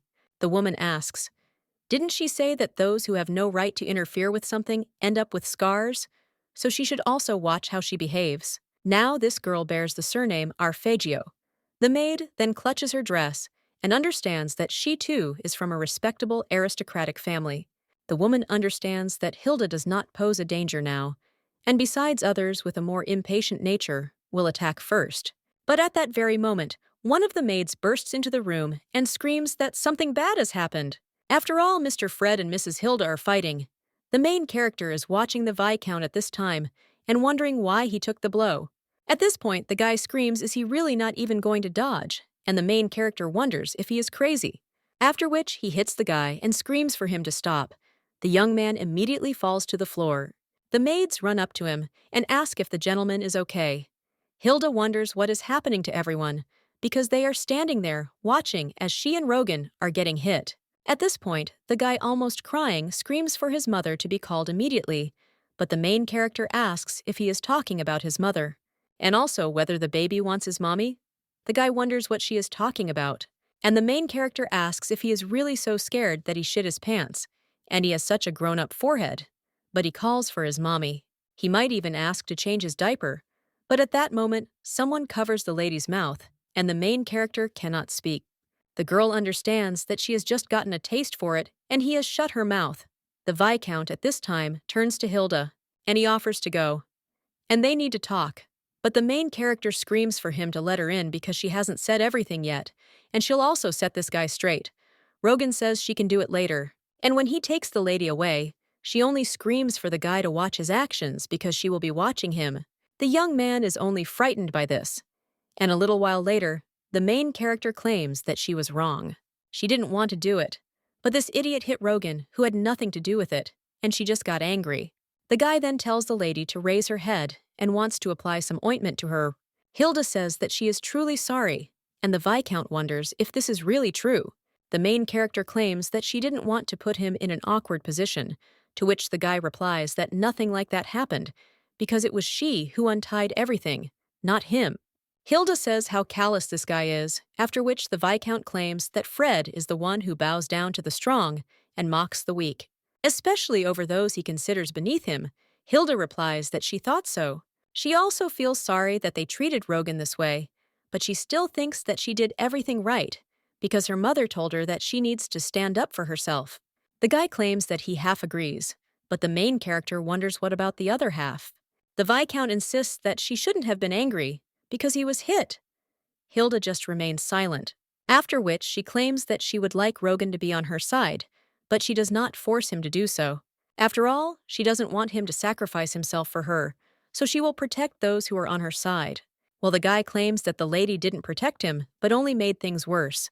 Hilda thinks that she said it so beautifully, there is no reaction from him. This guy is so sweet on the outside, but incredibly hard on the inside. Rogan claims he asked the maid to bring him some ice, so he can tell the lady to put it on her cheek. Hilda disagrees with this, and then says that now it's Rogan's turn. The guy replies that he's really okay, but the main character grabs his face. And when he starts to apply the ointment, he thinks why his skin is so tender. Under the pretext of helping, she was able to touch his face, so everything wasn't so bad. The girl also thinks what a scoundrel Fred is. How could he ruin such a beautiful face, so she will show him and take revenge for this. Well, at that very moment, the maid knocks on the door of the room, after which they enter, and everything changes. The main character asks what is going on, and also understands that she has been having such a good time. Dorothy reports that the mistress has offered the lady to have dinner together today. Hilda wonders if she is talking about the Count's wife, and if this woman is really going to scold her for touching her precious son. At this time, the Viscount turns to Hilda and asks if she is ready, after which the girl thinks that he is on her side. And also answers that, of course. A little while later, the girl already enters the room for the meal. The woman tells her to come in and sit down, to which the lady agrees, and also thanks her for the invitation. The Duchess asks if her name is Hilda Russ, to which the main character replies that yes. Well, at that very moment, the guy next to her coughs, and their main character thinks what kind of signal this is. After which she even says that now she bears the surname Arpeggio Fred, immediately screams out what she is talking about. And how dare he take the great name of Arpeggio? The Duchess turns to her son and tells him to observe etiquette. The young man then wants to object, but the woman claims that this is the Duke's order and wonders if he has forgotten. The guy wonders how he could decide this without consulting others. But the Viscount at the same moment wonders whether the Duke is obliged to ask their opinion. He also claims that he asked to put everything in its place and asks if it was Mr. Fred. He wants to challenge the Count's decision, to which the guy replies that no, and he is not going to do that. The Duchess asks to understand her son because he is still young. The main character thinks whether she is saying that he is young. While he understands that at his age she was already working, the girl, despite her thoughts, tells the Duchess that she understands. The woman at this time claims that she is a little shocked by the situation and heard that the lady is Rusha's daughter. Well, she's never met her. Hilda says she understands, and the woman claims she knows it was the Duke's decision and has nothing against the lady. Well, she would like to know about this decision before rumors start spreading. After all, she is the mistress of this house. The guy at this time is wondering if this is really such a reproach to the aristocracy, after which he claims that he simply thought it would be wrong to interfere, and also asks for forgiveness if he was wrong. The woman says that it is clear, but the main character thinks that it is more interesting than waving fists. At this point, the main character enters the conversation and asks what excuse Miss Hilda will find regarding the situation with Fred. After all, it would be better for her to ask her son about this, and he was the first to give her a pumpkin. The Viscount only watches this with bewilderment. But at that very moment, Fred can't help but jump up from his seat and scream that the girl was the first to take his things without asking. Hilda claims that the Duke himself allowed her, and if the guy is unhappy with something, then let her talk to him. But if he is afraid, then should she really do it instead of him? The young man then asks his mother if she heard, and also let her look at this girl, because she widened her eyes and told him such things. Hilda asks, how else can she look at him, because she can't make a triangular shape for her eyes. The Duchess claims that there is some sense in Hilda's words, but the lady cannot beat Fred because of the ostrich. The main character thinks that this is how the brunette claims that the matter is, that Hilda at that moment grabs his hand. As if stopping and also asking if the Duchess really wants her to apologize, the woman asks, "What if she says that it is so?" After which, the main character claims that if her son asks for forgiveness from Strauss, she will apologize to Fred. The woman claims that this should not depend on each other. But Hilda claims that she is sure that it is somehow connected. Her son hit Strauss because he was angry with her. But at the same moment, the woman asks if Miss Hilda really wants the guy to bow his head to the Viscount. But he is from the Arpeggio family. Hilda understands that she knew it, because this woman hides her nature behind a sweet smile. Terina is an aristocrat obsessed with family history. Now the woman argues that the lady should choose the right side. Other family members will arrive soon, and she has nothing against the lady, but the others are different from her. The main character asks the lady if she wants her to be on her side. The woman wonders if Miss Hilda understood her words that way, and the main character asks if she can honestly say, to which the woman replies, "Of course." Hilda claims that she understood it this way, and the lady wants Ostrich on her side and not her. The guy is a little surprised by this, but the Duchess thinks it's right on target. When a woman looks at her son, she realizes that he is sitting there with an expression on his face that says he doesn't understand anything at all. This fool doesn't know anything about how to make the right connections. The woman at this time only smiles and says that it is interesting. A little while later, the main character screams out what she thinks of herself. But the brunette says that she needs to be quieter. Hilda screams that such an attitude infuriates her, and Strauss claims that the lady will get used to it because no one among the aristocrats will say anything to her directly. Hilda asks in surprise why, and the guy replies that it is because speaking directly is not in accordance with etiquette, and asks the lady to understand this. Hilda claims that at this rate she will go crazy and wonders why everything is so complicated. The lady also asks if it is not better to speak directly, after which she points to her partner and states that she wants him to be on her side. After all, when she said that, it became easier for her soul. The guy then turns to Hilda, and he asks if she would agree if Mrs. Terina said it so directly. Well, the girl at that moment screams that she won't answer, and the woman wants to make her a mediator to get to him, and she doesn't like it. Rogan asks if the lady doesn't want to be allies with her, and the main character replies that she does not want this woman to use him. The Viscount says that he, too, didn't know that the lady would be so worried about him. Hilda claims that Rogan is on her side and is her man, so only she can command him. The guy then claims that he didn't even know that the lady was giving him orders. The main character, looking at him, thinks, what kind of cute face is this?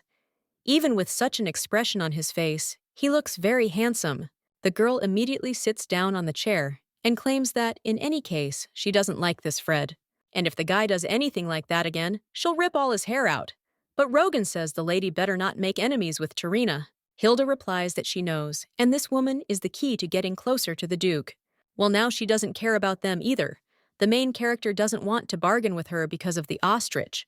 When they were sitting at the table, the woman insisted that it would be better for them to forget their grievances against each other and start with a clean slate.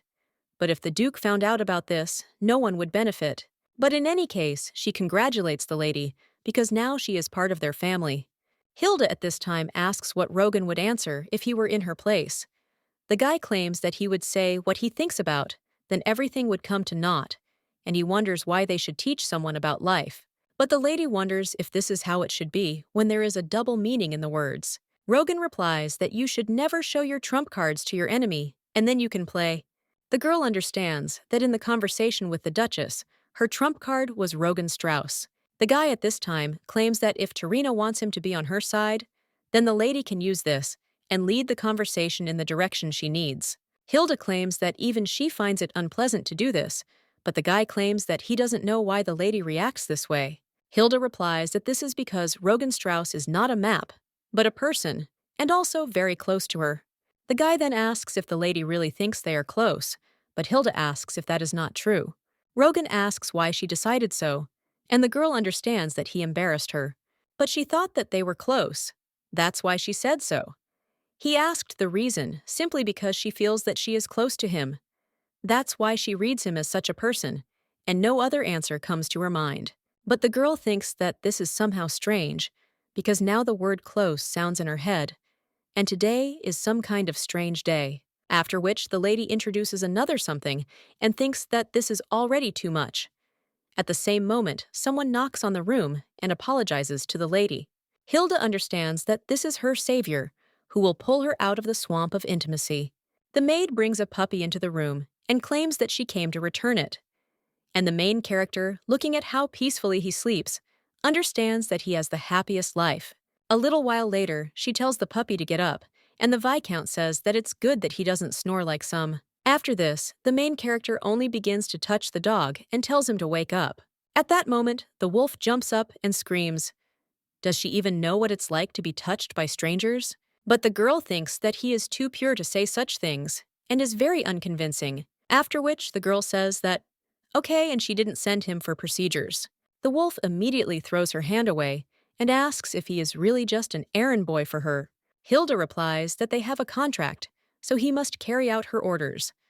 But the wolf cries out that he was not born to obey the orders of a man, because he is a great and strong body, after which the main character says that he is of no use.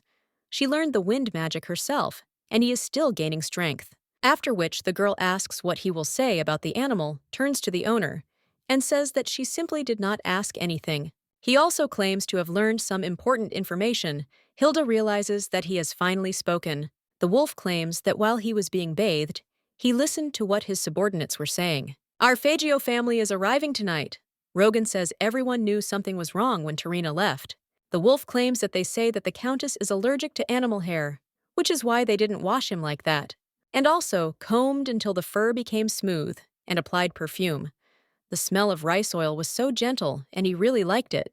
But the main character tells him to stop because she doesn't care that he liked it there. The girl also thinks about the Countess and wonders if it is Cleo Arpeggio, and also her mother's sister. A little while ago, the brunette claimed that this girl possesses the strongest magic in the Arpeggio family. Therefore, many think that she will become the heir. Hilda asked if she was married, to which the guy replied that she wouldn't answer. She had earned the status of a countess through her own merits, and besides, she wasn't engaged. The main character understands that she can't show her the puppy. The wolf at this time says that people should rely on him, and Hilda thinks that there is no need to try to please everyone, because they will hate her, even if she just breathes. But it is better not to aggravate the situation. The main character asks what kind of character this woman has, and the Viscount answers that she is straightforward because the Countess knows what she wants. She decides quickly and then does not change her answer. Hilda asks if he likes Cleo too, which the guy replies that he is only following the Duke's orders. The girl thinks that this means she doesn't like it. The wolf at this time claims that there was another conversation about something else. Hilda asks what it is about, and the animal claims that there was an order to prepare everything for a big celebration. The main character asks if he is talking about the celebration, and wonders what it is about. Rogan claims that there will be a family feast, and all members of the Arpeggio family will come. The guy also says that it is a family dinner, and usually during the holiday, the family gathers at the common table. The main character asks if there is really some kind of celebration tomorrow, and the guy replies that nothing like that, that's why it's suspicious. Most likely one of the family members suggested it. Hilda replies that she doesn't think they decided to throw a dinner in her honor, to which the guy replies that yes, they are definitely not happy to see the lady, so they will arrange some kind of check. Hilda asks if something like that can happen during a feast, but the guy wonders if the lady knows how many forks are used during dinner. Hilda wonders if he's talking about forks, and the Viscount at this time asks what kind of wine she would like with the fish and what with the meat. Hilda replies that they will serve something and drink, after which the guy just remains silent. The main character claims that she understood what kind of test they will give her and is interested in what will happen next, and whether the Viscount will sit next to her and tell her what to do. However, the puppy asks if the owner didn't hear, but he said everything clearly. It will be a family dinner, so the dark-haired one is not allowed in. Hilda wonders how he talks to the mistress, although the dog is right after all. Hilda asks what to do then, and the guy replies that he will teach her everything. The main character understands that she won't be able to sleep today, and that life in the family is too difficult. A little while later, the girl looks at the table and wonders what it is, and the guy claims that in the Arpeggio house, they serve 8 dishes during a family dinner. This is soup, fish dish, salad. main course, poultry dish, dessert, fruit, and tea. Everything is in order of the queue, and the cutlery should be used starting from the outermost one. When finished with the dish, let the lady put it on the plate, not on the table. After all, the maids will take everything. The Duke will give a sign that it is possible to start dinner, and her inspection will begin exactly when everyone gathers at the table. Hilda says that it's good, and she remembered it. The guy claims that when eating soup, a lady should not make sounds. When the main character looks at how he shows, she understands that the guy is so handsome, and even when he eats, but then she thinks that she needs to come to her senses and also maintain her posture. Otherwise, everything will flow past her mouth. The girl then begins to eat and thinks that she is doing everything perfectly. But the guy says that her plate is already empty, and also says that tomorrow, the lady should eat only 1/3 and should eat 2 times slower. Hilda asks why leave the food, it's delicious. The lady also screams what it is. It's not nice to the cook. He'll be in a bad mood if you leave so much food. The guy claims that aristocratic girls should not have a big appetite, and she will be reproached for it. But the girl wonders what's wrong with her eating well, and for a second, she claims that tomorrow she still won't be able to enjoy food. At dinner, she will have to wear uncomfortable clothes, but the main character asks why. To which the guy replies that she will be wearing tight clothes, so she won't be able to eat much. Hilda asks if the clothes will be even more uncomfortable than the ones she's wearing now. After which she even asks who needs it, to which the guy replies that it's family dinner etiquette. Hilda wonders if this is a competition of who is more stupid. After which the guy also points to the bread. And he asks how the lady will eat it, to which the girl replies that she will cut it in half. After which he will spread oil. But when the girl looks around, she realizes that there is no oil. The Viscount says that it is in front of her, but the main character asks where it is, after which the guy presses on one of the vessels, and a rose made of oil appears there. And the main character seeing this admires and says that it is so cool. Rogan claims that a lady should not talk like that. Well, when a girl tries to do this, she thinks why she can't do it. The Viscount comes up behind her and insists that the lady should do things a little differently. You need to put the knife down, not put it down, and also let the fly press a little. He also says that the girl is too tense, so after that, she will relax her shoulders. But when he notices the lady's reaction, he immediately screams for her to breathe. The girl almost chokes at that moment. And the guy turning her and the chair towards him asks what happened and whether the lady is really feeling unwell. Hilda thinks that he is also asking, but her breath catches when Rogan touches her. But she really likes it, and people understand that she stops breathing when such a handsome man touches her. At this time, the Viscount turns to Hilda and says that she has turned red and wonders if she has a fever, which makes the girl even more embarrassed, and also screams that it's because he's too handsome, and wonders how he can be so wonderful. And he even touches her hand, just like that. The guy is a little surprised by this and then completely apologizes for taking her hand without asking the main character, then tells him not to misunderstand her, because she was embarrassed, because he is very handsome.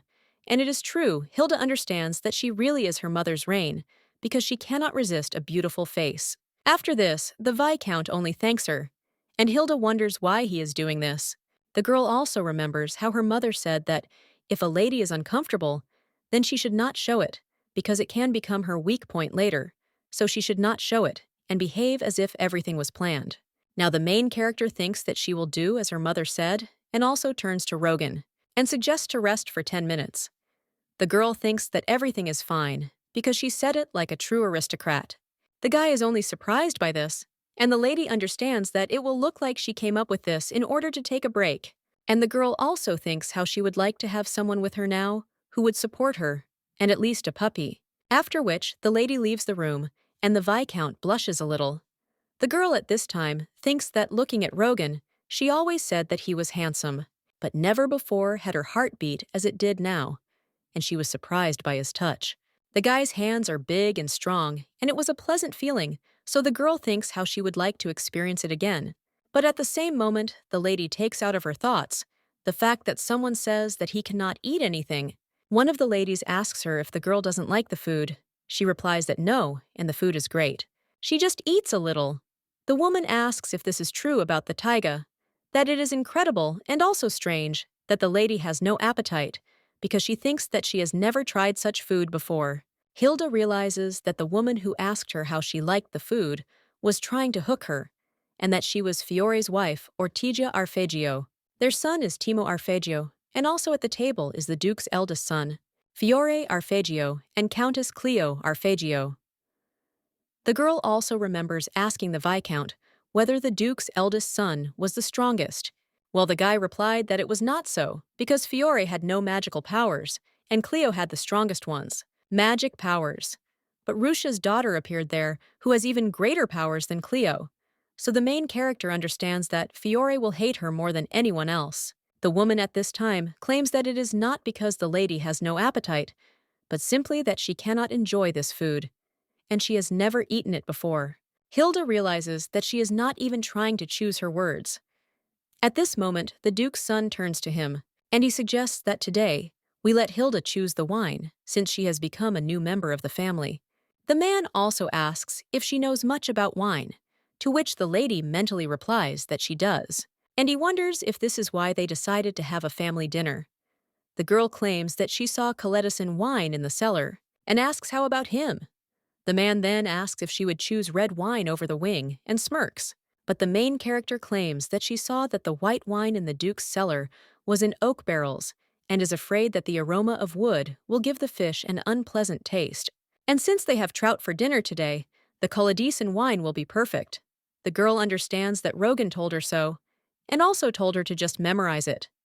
Although of course the chef initially told them what was for dinner.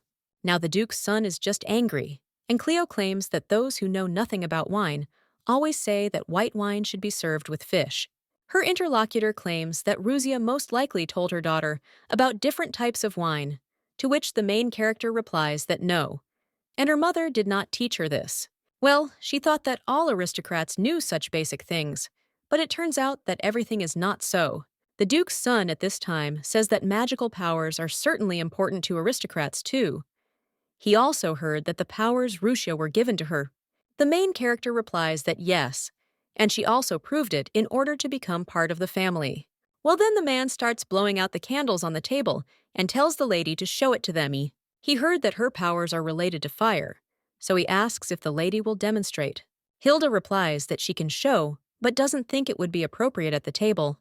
The main character thinks how they can ask her for such a thing right away, because she is not yet confident in her abilities and has only learned to ignite, but the puppy is not nearby, and she will not be able to control it. At this time, someone else asks the father to allow him to ask when the family can get together like this again. This woman wonders if the lady will have a better chance to show herself. After which, the man says, okay, and he wants to see what the lady has been able to learn. The main character then turns to the Duke and asks if there is any need for her to convince other family members, since she has already proven her strength by spending the night in a female. The girl also asks in her thoughts that her words will help. The Duke replies that there is no need for anything, and there is nothing wrong with her demonstrating her strength. Hilda replies that she has not yet fully mastered her power, and thinks that this chance is better than today. However, then the Duke's son says that the lady should not make him laugh, and what value is there in her except for magical powers? Flows through her, and is there any reason to refuse to show her power in front of other family members? Fred then asks if she will demonstrate how strong she must be to have the audacity to raise her hand against him. Another lady claims that she hopes the magical powers that brought her from there are probably so great that the lady could take a serious position. Hilda realizes that there is no one on her side, and she wants to see Rogan. The guy asked her not to create problems. The puppy also said that the owner would succeed because she had learned a lot, but she was not interested in the main game. Doesn't he really believe in it? The wolf claimed that if you compare with people, then the mistress compared to Rogan, for example, does not grasp everything so quickly. The girl understands that he is even more straightforward than Rogan's. She also screams that she is confident in herself and that she just needs to have dinner. The lady also asked Rogan if he believed in her, after which the guy just turned away. And the main character asked why he was looking away. The guy replied that he did not expect much from the lady, but that she should not forget the purpose of the dinner. Hilda replied that it was fine, and that he shouldn't worry, to which the guy replied that he would do so. The main character also said that Rogan is so heartless because this is a chance to get the Duke's full favor. But the guy claimed that she had another goal today, Hilda asked, what if the Duke began to value her even more? To which he replied that if that happened, she could ask him for anything. Now Hilda understands that she believes in her magical abilities. The girl also thinks about irritation, and she understands that a lot has happened, because of which she can experience these feelings. This family that irritates her, as well as people who do not speak directly, and in every word of theirs, you need to look for a catch, food that she can't finish, and a corset that makes it hard to breathe. After which, the lady feels this power and directs it to the table, casting a spell, but nothing happens, and the girl thinks that this is strange because she felt the power. The main character tries to use it several more times, and the Duke's son wonders if that's all. And he already feels somehow awkward watching these efforts. But at that very moment, one of the guys turns to his father, and he screams that his hair is on fire. When the man notices this, he starts screaming. Well, the fire only gets stronger, after which he goes into shock and screams for the flames to be put out immediately. The main character realizes that she is missing, and the man screams, "Where is the water?" The lady at this time, with a smile on her face, mentally apologizes to Rogan, because it seems she has problems. At this time, the man screams for the girl to put out the fire immediately. But the main character replies that she does not know the spell to get rid of the flame, after which the rest of the family members try to put it out, and the man screams to be saved. At this time, Cleo rises from her seat and snaps her fingers, after which she casts a spell. A huge ball of water forms in the air, after which the woman directs it at the Duke's son. And when he finds himself under the stream, the fire goes out, and the man starts coughing. Fiore's wife turns to him at the same moment and asks if he is okay. At this time, the main character thinks that he is ignoring her and that this is good. But at that very moment, the guy turns to her and screams that the lady planned everything to humiliate him and wanted to put him into eternal sleep. Hilda claims that she did say that she had not fully mastered her powers, but the man only shouts that he will plunge her into eternal sleep and swings. But at that very moment, the Duke tells Fiore to stop. After all this is an outrage, the guy then indignantly says goodbye to his father, who claims that he himself asked to show his powers, although the lady said that she had not yet mastered them completely. The man then screams that she set his hair on fire on purpose, and that this girl wanted to humiliate him, so she did it. And also his father saw everything, to which he replies that it is true. After all, he saw a strong magic that his son does not have. A little while later, the Duke turns to the lady, and he says that she has excellent strength, and he has not seen such abilities since Rusha left, although he is worried that the lady cannot control her. Hilda claims that she will start studying harder, and the man says that this is good, because he would be glad to see her strength and also let the lady say if there is something that she would like. Hilda realizes that this is her chance and claims that she has one, but wonders if she can answer this question later. The man asks what later means, and the main character replies that first she wants to think everything over well and then decide, because he said that he would fulfill her wish. But this is a rare case, so she will treat this opportunity with care. The Duke then asks what it is that she wants, and he sees that she is sure that it will not cause him any trouble. The girl realizes that there are 4 duchies in the kingdom, and the strongest among them is the Arfeggio Duchy, led by Duke Arfeggio. He controls the most extensive, rich, and fertile lands, so whatever she asks him to do, he has the strength and means to do it. The man then says that yes, and he can do everything. The main character understands that it worked, and flattery has never failed her before. But the man says that the more he looks at her, the more the lady reminds him of Rusha. The main character thinks that he is talking about it again, and she doesn't even know whether he is praising her or scolding her. A little while later, the main character also approaches Countess Cleo and apologizes. And he also says that because of her dinner, turned into chaos, to which the woman replies that it is not entirely her fault. Fiore got what he wanted, after which she asks if that's all the lady wanted to say. Well, after that, the main character asks if she can ask something, and also wonders if the lady hates her.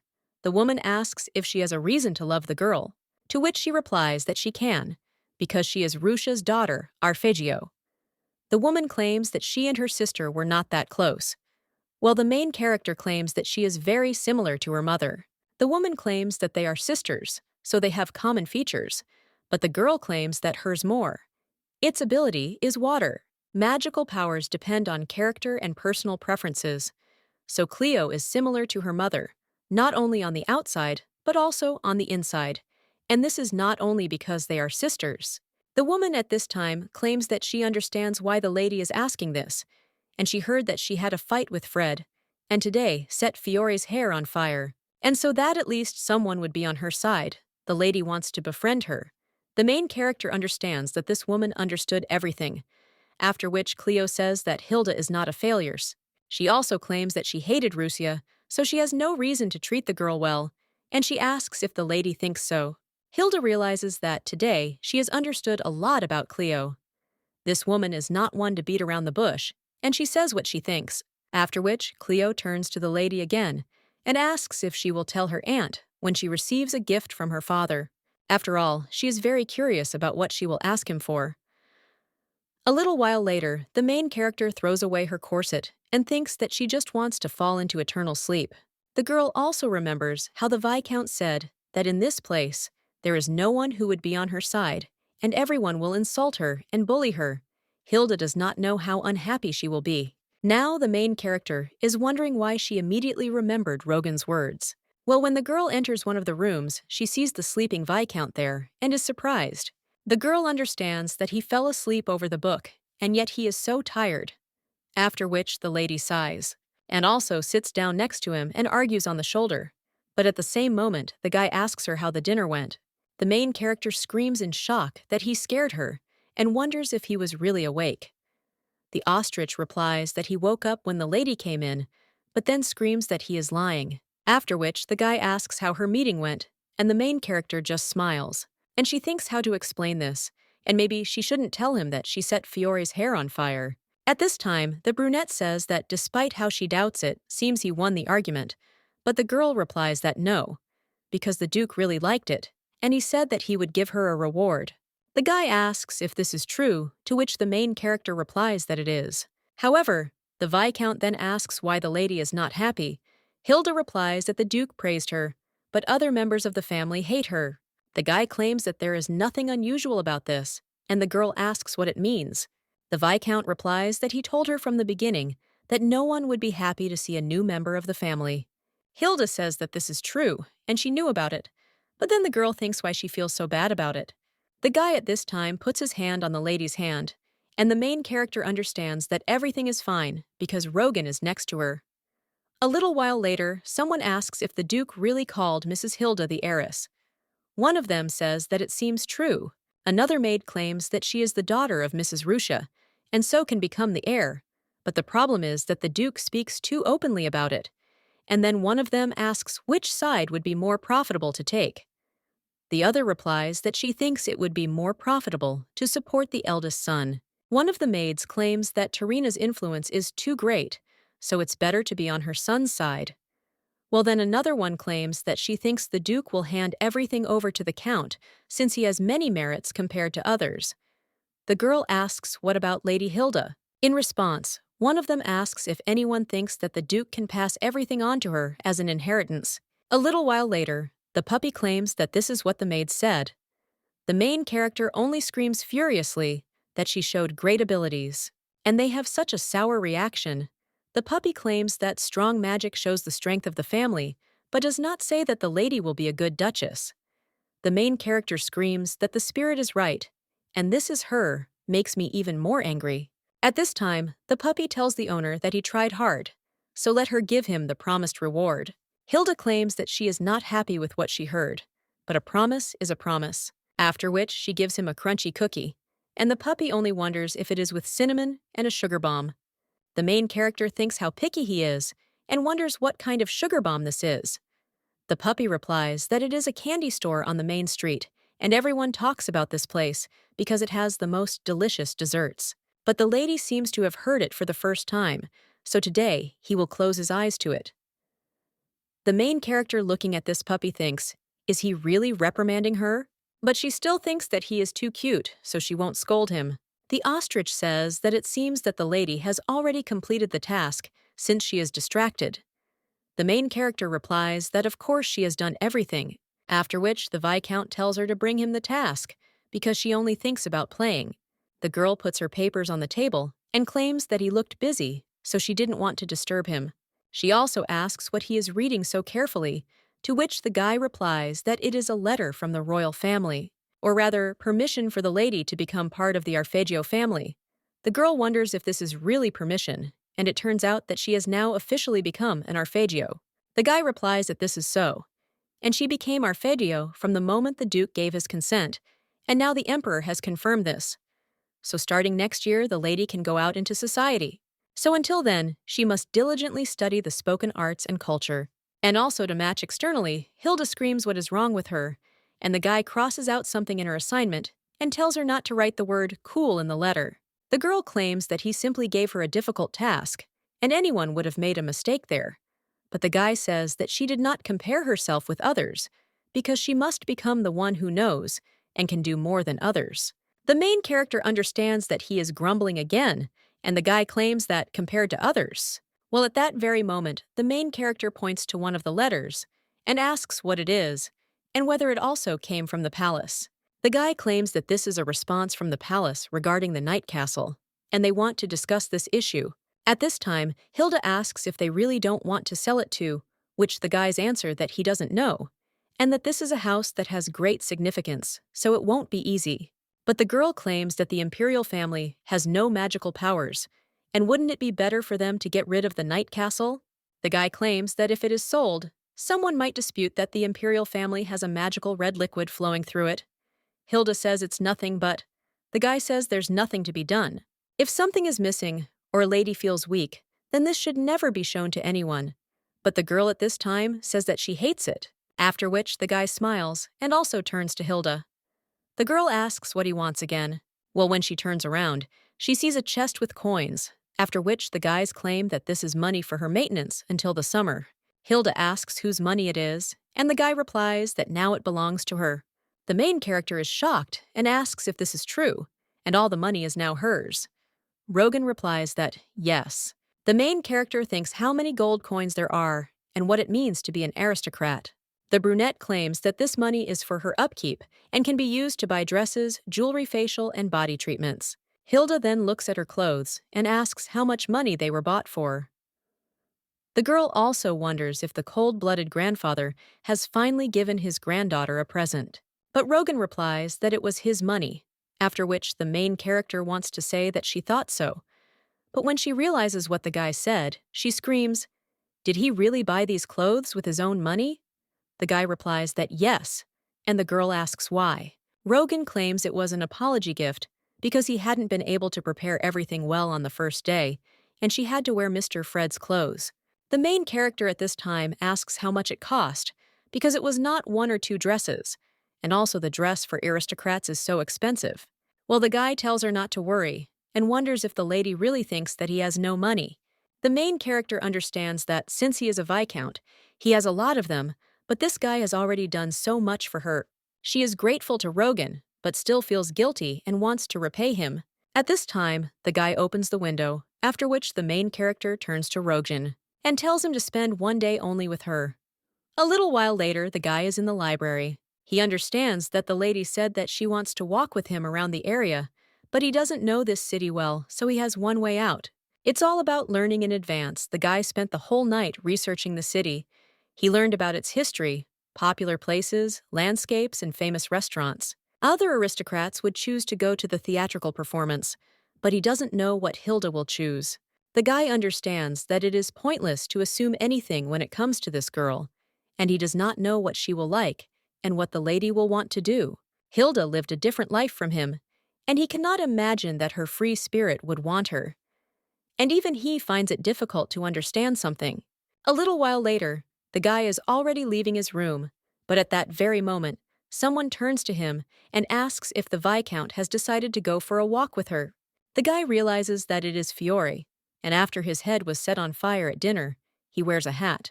At this time, the man says that a crazy woman like her shouldn't go anywhere, and that her father is very reckless. Rogan claims that this lady is a capable girl who simply did not have the opportunity to receive a decent education. The man then says that it is hard for a guy to tame this unpredictable girl, and he will only waste time, and there will be no benefit. Well, the brunette replies that he doesn't think about it and is just following orders. The man claims that, of course, he expected such an answer from him, and he likes his obedience. But he still asks how long the guy is going to be his father's lapdog, and he takes care of all the arpeggios. So the man asks if it's time for him to switch to others. The guy replies that he knows, but he doesn't see a single worthy person yet. The man tells him to know his place and asks if he should judge the heirs of Arpeggio, to which he replies that, of course, if you don't answer, the Duke himself will make the decision. But it so happened that he often listens to the opinion of his tame dog. The guy then says that he will go and leaves. A little while later, the main character asks if it is necessary to get up so early. The maid answers the lady that, of course, because she also gave a date with the Viscount today. Hilda answers that they do not have a date but just a walk, and asks when she was waiting for her so much. But then the maid tells the lady to just trust her, because she will make her so beautiful that the Viscount won't be able to take his eyes off her. Hilda is a little embarrassed and says that it is not really necessary. Dorothy asks, "What is this about, madame? Because it is extremely important." Another maid also cries out that this is the mistress's first walk outside the castle since moving in. The main character thinks that for this occasion, maybe she should dress up. After which, the maid shows one of the stones and claims that this ruby color suits the lady's eyes very well. Another maid holds out a pair of shoes of a simple design that will highlight the slimness of the mistress's body. Dorothy, a little while later, tells the mistress that she will tighten the corset further, so let her climb and hold her breath. Glitter to the collarbones, because when the sun hits it, it will look very beautiful. A little while later, the main character is ready. Dorothy says that the lady is so beautiful. Another maid also says that the lady has changed so much, and now does not look like herself at all when she arrived at the castle, and also now looks like an aristocrat.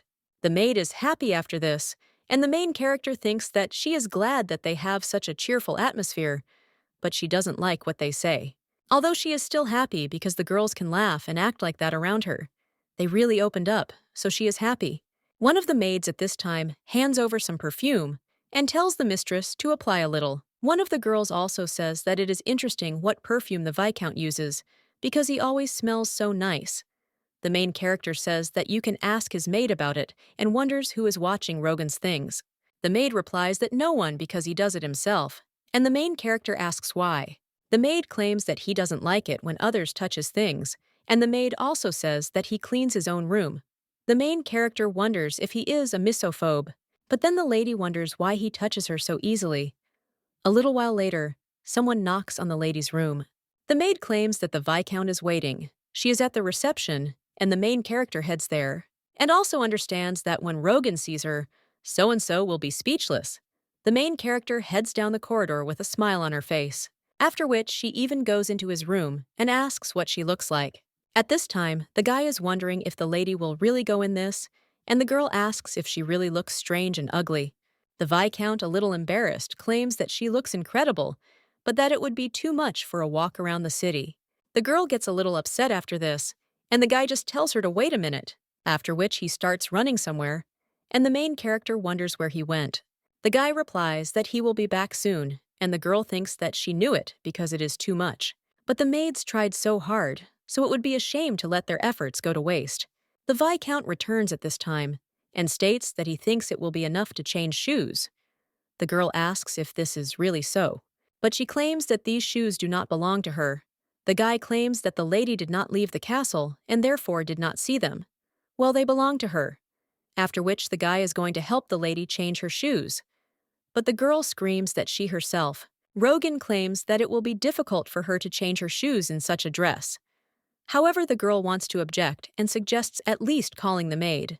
The Viscount says there is no need and let the lady just lift her skirt slightly. The girl thinks that this makes her feel too awkward and wonders if this is normal for him. She also hopes that she doesn't understand something wrong. After which, the main character turns to Rogan and asks if he is really so kind to everyone. Hilda understands that he always says that he is following the Duke's orders, but now the guy claims that of course he is not. The lady thinks that she did not expect such care from him. A little while later, they are already heading in a carriage, and the puppy claims that he is ashamed.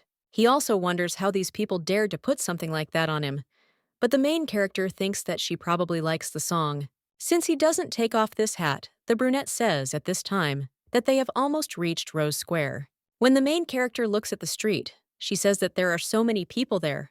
but she claims that she doesn't see a single rose. Rogan asks if she knows what the Arpeggio family crest looks like, after which the main character asks if she will really have a lecture there, and needs to study again, because she already sees all these family stories in her dreams. Well then, the lady thinks that the Arpeggio family crest depicts a rose, which is why the square is named that way. This city belongs to the duchy, and if she continued to live as Hilda Russ, she would never be able to see this place, and now she understands. How different is the world she grew up in from the world of Arpeggio? When they arrive at the place, he always extends his hand to the lady and offers to go. The coachman claims that he will return for them in the evening and leaves while the puppy sniffs something. The main character asks what happened, and the wolf replies that it smells like weapons. The Viscount claims that there is a gun shop nearby, and the main character is surprised and says that the puppy took into account even such a distant smell, and he is just like a real dog, but he replies that he is a wolf and not a dog, and asks how many more times he must repeat it to her. The Viscount at this time thinks that it is good that he cast a spell, so that everyone would hear the puppy's words as a dog's bark. The main character asks if he wants to go to Sugar Bomb or not.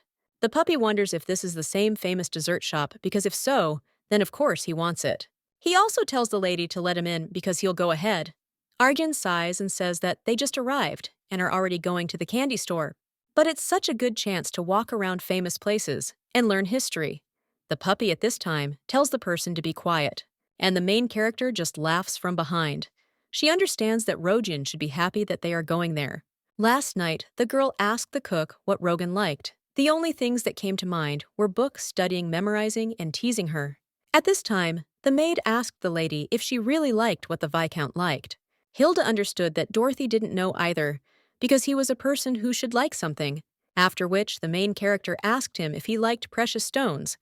But the maid replied that he had money, but judging by the fact that he didn't spend it much, she didn't think he cared about it. After this, the cook just started laughing and claimed that they didn't understand anything. The main character immediately asked if he knew something, to which the man replied that of course he did, and asked where they had seen a man without an appetite. He had been preparing food for the Viscount for a long time, and of course knew what dishes he liked. After this, the main character seriously asks the cook to tell her what kind of food Ostrich likes, after which the man told her everything about, and now the girl goes into the pastry shop with the Viscount. A little while later, desserts are brought to their table, and the main character examines them. She understands that the tea looks so cold, but the guy should like black tea with sugar and a very sweet chocolate cake, after which the main character thinks whether he will like it, and tells the Viscount to try it. The girl also hands the treats to the puppy and tells him to eat it too. Rogan holds out a piece of cake to his mouth, and the main character asks if he likes it.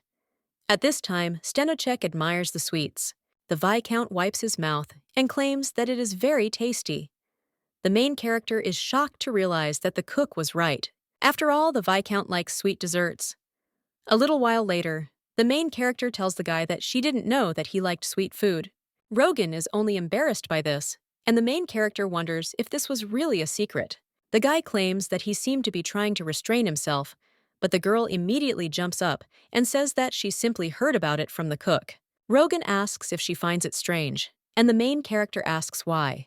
The guy replies that a man who really likes sweet food is a bit strange. Hilda replies that no, and there is nothing strange about it.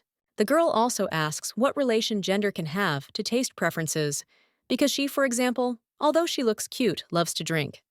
Rogan says that drinking a lot of alcohol is not suitable for an aristocrat, but the main character tells him not to talk and eat. Hilda asks if there is anything else he likes besides desserts, and the guy replies that he doesn't even know. The girl says that it should be even something small, after which the Viscount thinks about it. Hilda understands that she only asked what he likes, and Rogan was thinking so seriously that the girl thinks how much he doesn't think about himself. Rogan says he enjoys compliments and being recognized for his accomplishments. Then he understands that his efforts were not in vain. The main character says that he is very smart and worthy of eternal praise, while the girl understands that everything could have been different, and he tried his best to become the best and get praise. At this time, the puppy turns to the owner and says that she should also try to get compliments. The main character asks why, and the puppy replies that it's like the ugly duckling. He will live longer if he receives praise and support from at least someone. And it also makes you move on. Hilda understands that she wants to answer him something, but the puppy is still right. She only causes inconvenience to everyone, after which the girl sighs. And the Viscount tells the lady not to worry, because she copes with everything perfectly. He also puts his hand on the girl's hand, and Hilda realizes that no matter what her position is, she is very happy to receive approval from Rogan. A little while later, they continue their walk. The main character also carries sweets for the cook and the maid, after which they look at the beautiful outfits and then go to the library. When it's time to go home, then the main character sighs and says that she is so tired. Rogan asks if she is glad that she spent the day like this, to which the girl replies that yes, and it was a lot of fun, after which she asks what about him. Rogan says that he too, and he hasn't gone for a walk in the city for a long time. The puppy claims that he also had fun, because people didn't treat him like that before, and times have really changed.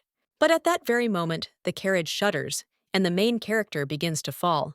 Rogan immediately grabs her, after which the girl asks what is going on there. The Viscount says that he will go out to see, and the lady should stay there. Hilda screams that it is dangerous to go out alone, and let him at least take the puppy and use it as a weapon, after which the guy does so and also tells the lady not to go out. Hilda also tells him to be careful. A little while later, the girl already hears some kind of scream and understands that it belongs to the man who has just been plunged into eternal sleep. She also thinks that this is not Rogan's voice and wonders if these are bandits, after which she says that they need to check if the Viscount is safe. The girl is about to get out of the carriage, but the guy immediately screams at her to stay down. The wolf also says that the lady does not have the strength to protect herself, and she walks around like that, so how reckless she is. Hilda is poking around what happened to the groom, and the guy closes her eyes and says that she did not examine the disease, while the girl still sees through her fingers that the man was red liquid. The Viscount says that she needs to return to the carriage, but the girl screams that she asked if they were bandits. The wolf wondered if the robbers would attack their cart, and if they were assassins.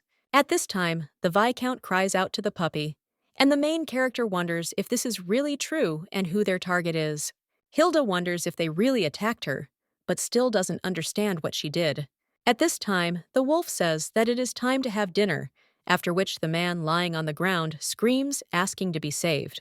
The main character immediately breaks free from the Viscount's hands and tells him not to let the puppy put him into eternal sleep. The girl realizes that she must know who is behind this. At this time, the man sitting in the house nearby realizes that they should have returned by now. At this time, one of the assassins breaks free from the puppy's clutches and begins to run away.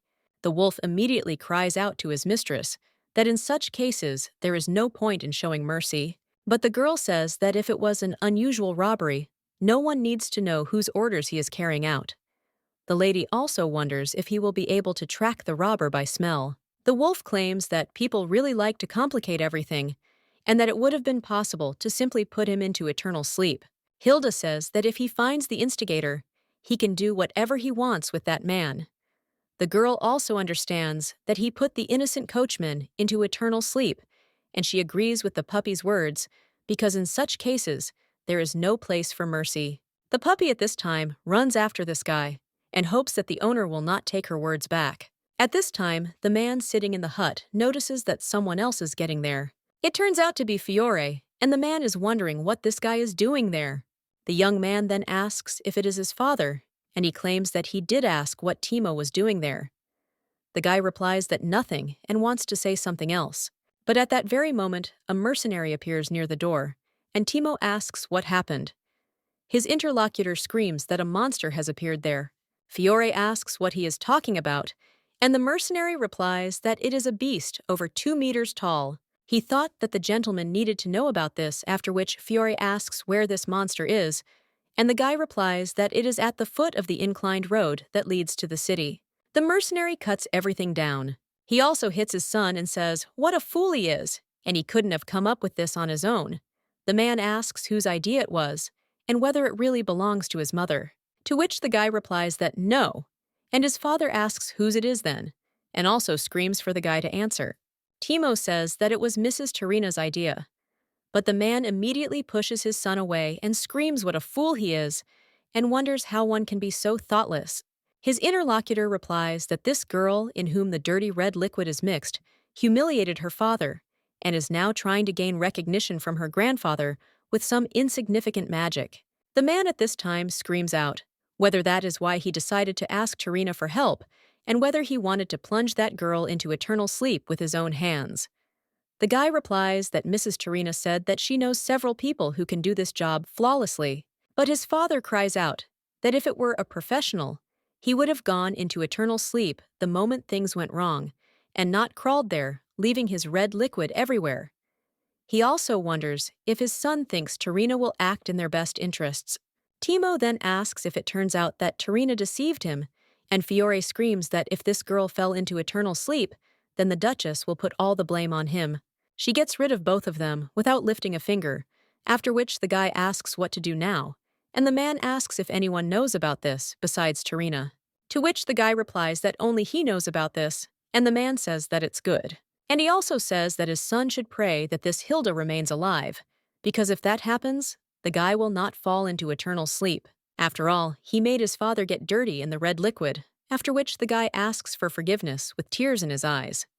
The man at this time talks about the monster and claims that this girl is clearly hiding something. Therefore, this monster can become Hilda's great weakness. A little while later, the Viscount asks the lady if she is okay. The girl answers that if you don't take into account the pain in her stomach, then yes. She also asks a little sadly if the one behind this is really one of the family members, another one approaching them from behind someone. Rogan screams for the lady to be careful and protects her, after which a dagger flies past his hand. The Viscount immediately runs towards the mercenary, and the main character wonders if there really was another one, after which the Viscount enters into battle with him. Hilda understands that he can get hurt this way and decides to use magic. The girl sets fire to the carriage and realizes that she has succeeded because now it is lighter around. Well, she doesn't see the mercenary, and when she finally finds him, she realizes that he is attacking the Viscount. The girl immediately begins to use magic and directs it at the mercenary. Rogan then turns to the lady with concern, and the assassin screams for her to put it out immediately. Hilda realizes that she feels like her heart is about to jump out of her chest, while the mercenary at that very moment jumps on the lady and screams that he will plunge her into eternal sleep. The girl thinks if she will be able to use magic again, and she understands what needs to be done, even with the last of her strength, after which the lady uses a spell. A little while later, she is already bandaging Rogan's wound, and also says that she is sorry because this is the first time she has been in such a situation. The guy claims that there is nothing to apologize for because it is natural to be afraid and surprised at such moments, after which he ties the bandage tighter on the earlier one. The main character says that he got hurt. So how can she be calm? Rogan says that it's okay because fortunately there are no serious injuries, and he survived only because the lady used her magic in time. Hilda says that after his words she felt a little calmer, but this time she felt completely different from the last time she used magic. The guy claims that he felt it too, and perhaps her power is growing. Hilda says that she thought that he might fall into eternal sleep, and at some point she was overcome with fear, and also she flared up. The innocent coachman fell into eternal sleep, Rogan was wounded, and this assassin was unharmed, and she became very angry. The guy at this time, he claims that it seems that the lady's magic is born from collected emotions. The lady at this time says that although she wanted the assassin to fall into eternal sleep, the guy at this time says that there is no need to blame yourself, because thanks to the fact that he is gone, they are now safe. He also thinks about how to find words to console her, but the main character turns to the guy and asks how they will get back, because the carriage is falling apart. A little while later, they are already riding a horse, and the girl screams that she forgot to say something to Rogan, and she will tell now, because there are too many curious people in the house. Harry asks what the lady is talking about, and she answers that she wants to test herself, and will claim the place of the heir of Arpeggio. The guy then screams, "Why? And didn't she want a calm and measured life when she entered this family?"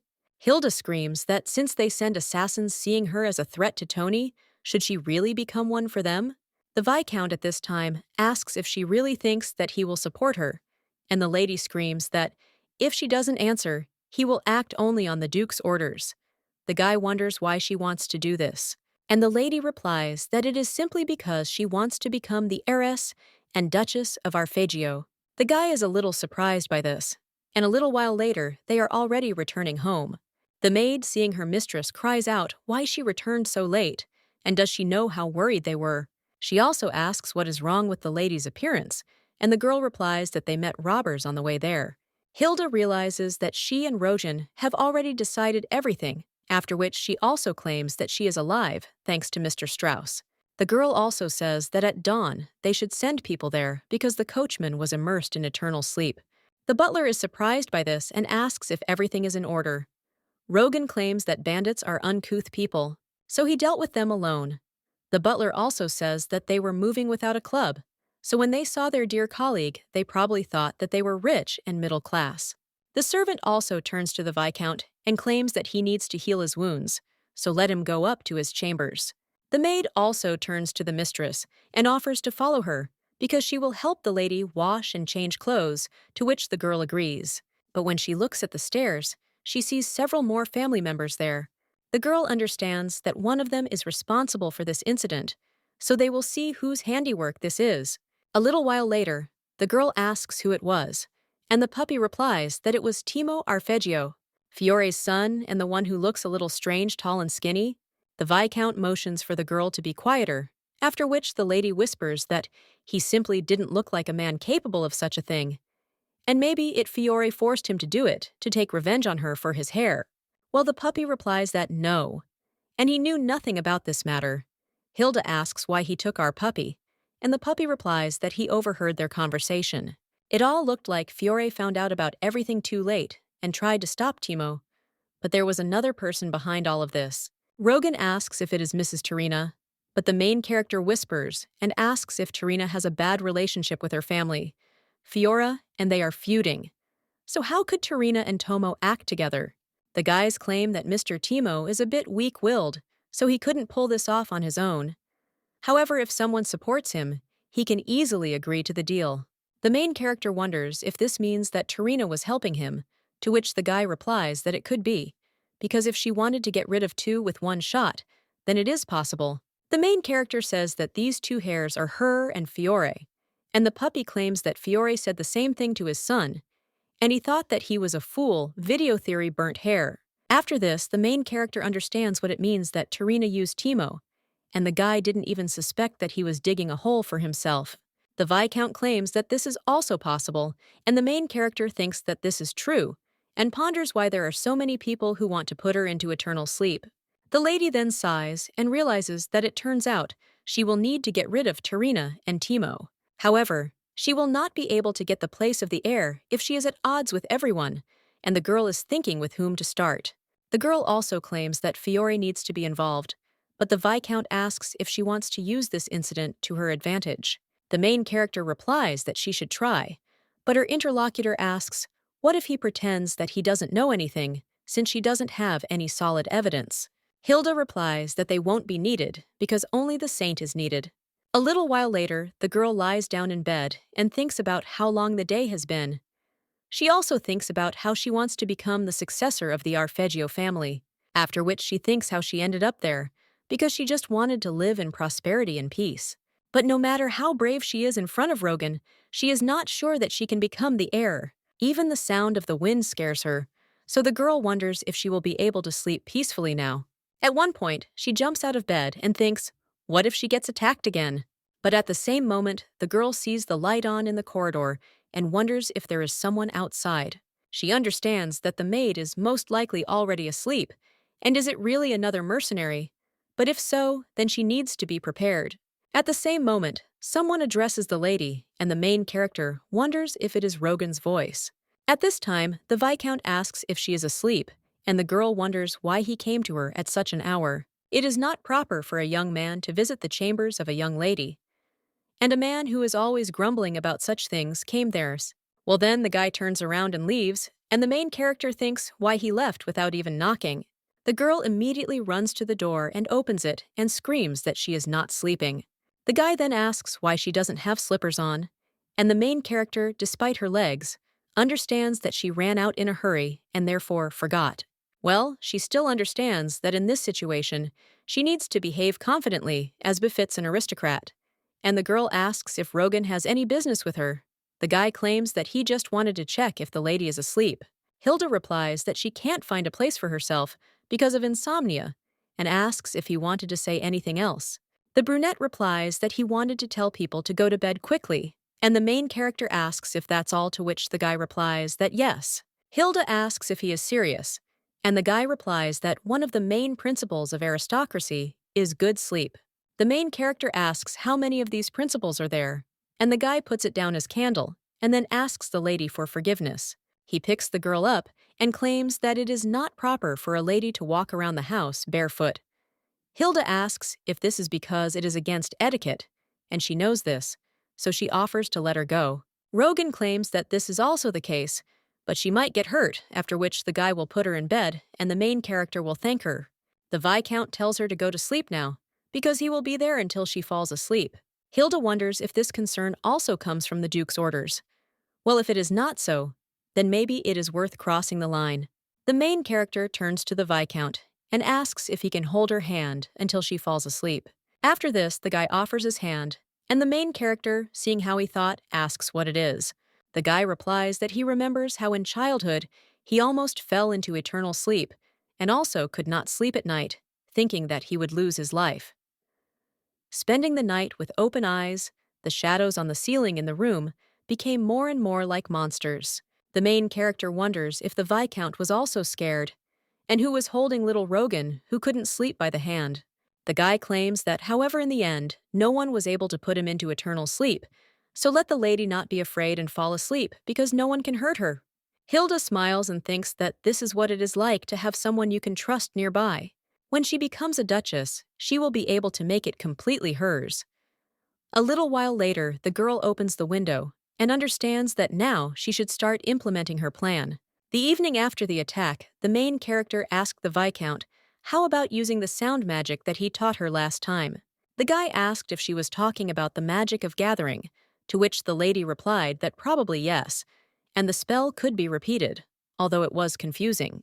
Then the main character asks what he will say about them collecting Tarina's voice, as evidence, who speaks of Timo as the guilty one.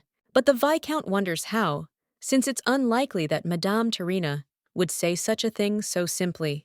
Hilda claims that the main thing is that she says Timo's name and asks if it would be possible to collect everything in one sentence and correct it a little.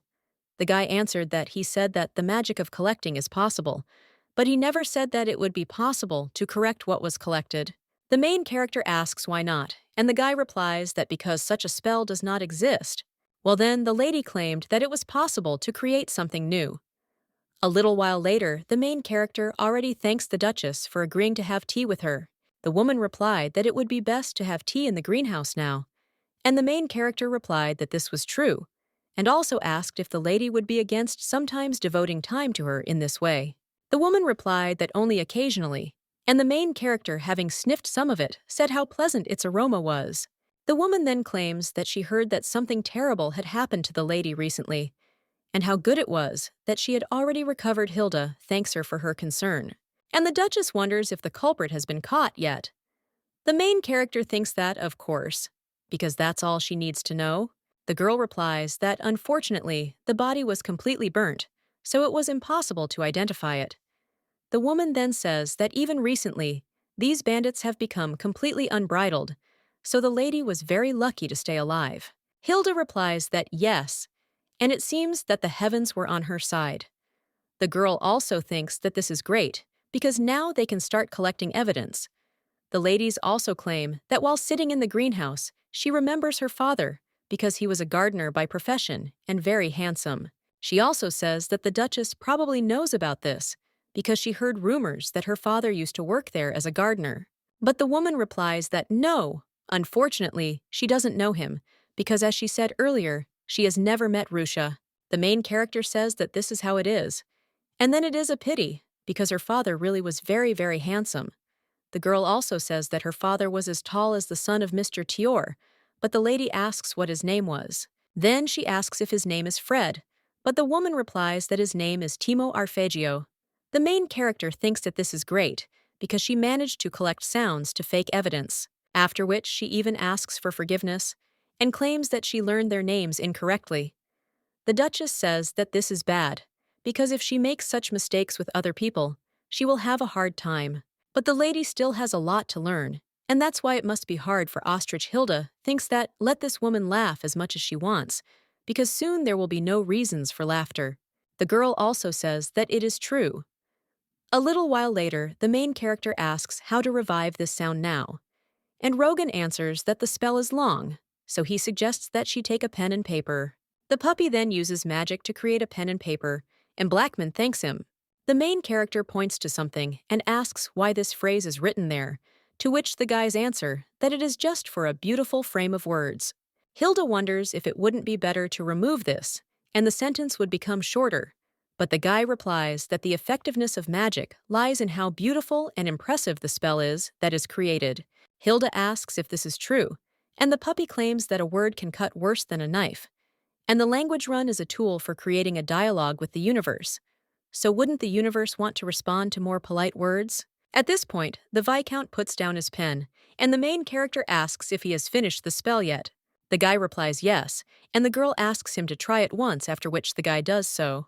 He places his hand on the necklace and begins to cast a spell, and the main character realizes that with the help of Rogan's spell, her voices with Tarina began to appear in the form of letters. The Viscount says that there are so many unnecessary words there, and the puppy claims that it will take a long time to correct it, and it should work if you dive into it head first for 2 days. The main character asks if it is really that hard, and the puppy replies that he said yesterday that the state is not a matter that can only be solved with the help of magical abilities. This will only work if there is a deep understanding of the spell and a great connection with the universe. The main character then touches the spell with her hand and asks, what if she simply erases the unnecessary parts with force? The puppy claims that if it were so easy to do, they would have managed, but he always looks at the girl and is surprised. The main character tells him to look because she can do it, and also thinks that it's somehow strange that it's so simple. Then she climbs onto the table, but the Viscount tells the lady that it is dangerous, but the girl asks if she should just remove all the unnecessary things. The puppy convinces the mistress that it seems that something is wrong with her body. Hilda asks what exactly, and the wolf replies that her skills in magic are not strong, but incredibly powerful. The main character understands that she does not know what he is talking about, but since the Viscount is smiling, then apparently she is very good. So they got false testimony, and all that was left was to guess the time and place to blackmail Timos. But after the attack incident, she doesn't know if he's afraid of her or Tarina Fior is stuck to Timo and doesn't even think about leaving him, but she needs to meet the guy alone. A little while later, the main character is walking through the garden, and the Viscount claims that Mr. Fiore will not be at the estate tomorrow. Hilda asks what he is talking about and understands that she was tormented by thoughts all night and even secretly followed Timo, but she needed to immediately discuss everything with Rogan. The brunette claims that early tomorrow morning, the gentleman will go to Baron Raguel's estate, so he will probably return only the day after tomorrow morning or tomorrow late evening. The main character asks how he knows so much, and does he really have the gift of foresight? Well, the Viscount asks what she is talking about and claims that he only heard out of the corner of his ear that a billiards meeting will take place in the Baron's house, and Mr. Fiore never misses such high society gatherings. The main character asks if he really loves entertainment so much, and the guy replies that the billiards meeting is not just for entertainment. The lady can think of it as a tea party for noble women, pretending to be close friends. They observe the enemy's forces and demonstrate themselves, and of course, gather information. Hilda says that now she understands, but says that he won't take Timo with him to the meeting. Rogan says that he doesn't think that Fiore will throw money around and pay the participation fee for both. At once, Hilda asks if there is really a participation fee, and the guy replies that many tea parties also have a participation fee or some other conditions. The main character wonders if these aristocrats are really going crazy, where to put the money, which is too much. But she still says that whatever it was, everything worked out great, because the meeting was organized at the most opportune time, to which the guy says that it's true, and with a smile on her face, she says, "What a coincidence this is." At this time, the main character thinks that for some reason, Rogan's behavior seems strange to her. After which, the main character asks if he really did something to make this billiard meeting happen, and asks if it is true. The guy smiles and claims that he has prepared the place and asks if the lady can handle the rest herself. But the girl only tells him not to worry. After all, she is simply a master of threats. In the morning, as Rogan predicted, Fiore went to the meeting, and it seems that going out into high society is more important than looking after his son. A little while later, someone says that the lady can go, and the main character realizes that it seems Fiore advised his son not to meet her alone, or Timo was overconfident and decided that he could handle her himself. But in any case, it's only for the best for her. When a girl enters the room, the guy says that she doesn't even know when to bow her head, and that she's such an uneducated girl. But the main character says that he should bow his head before her, after which the guy asks what she said, and the girl asks what he thinks why she came to him. The guy says that if she wants to apologize for the time when she set his father's hair on fire, she needs to bow her head to the floor.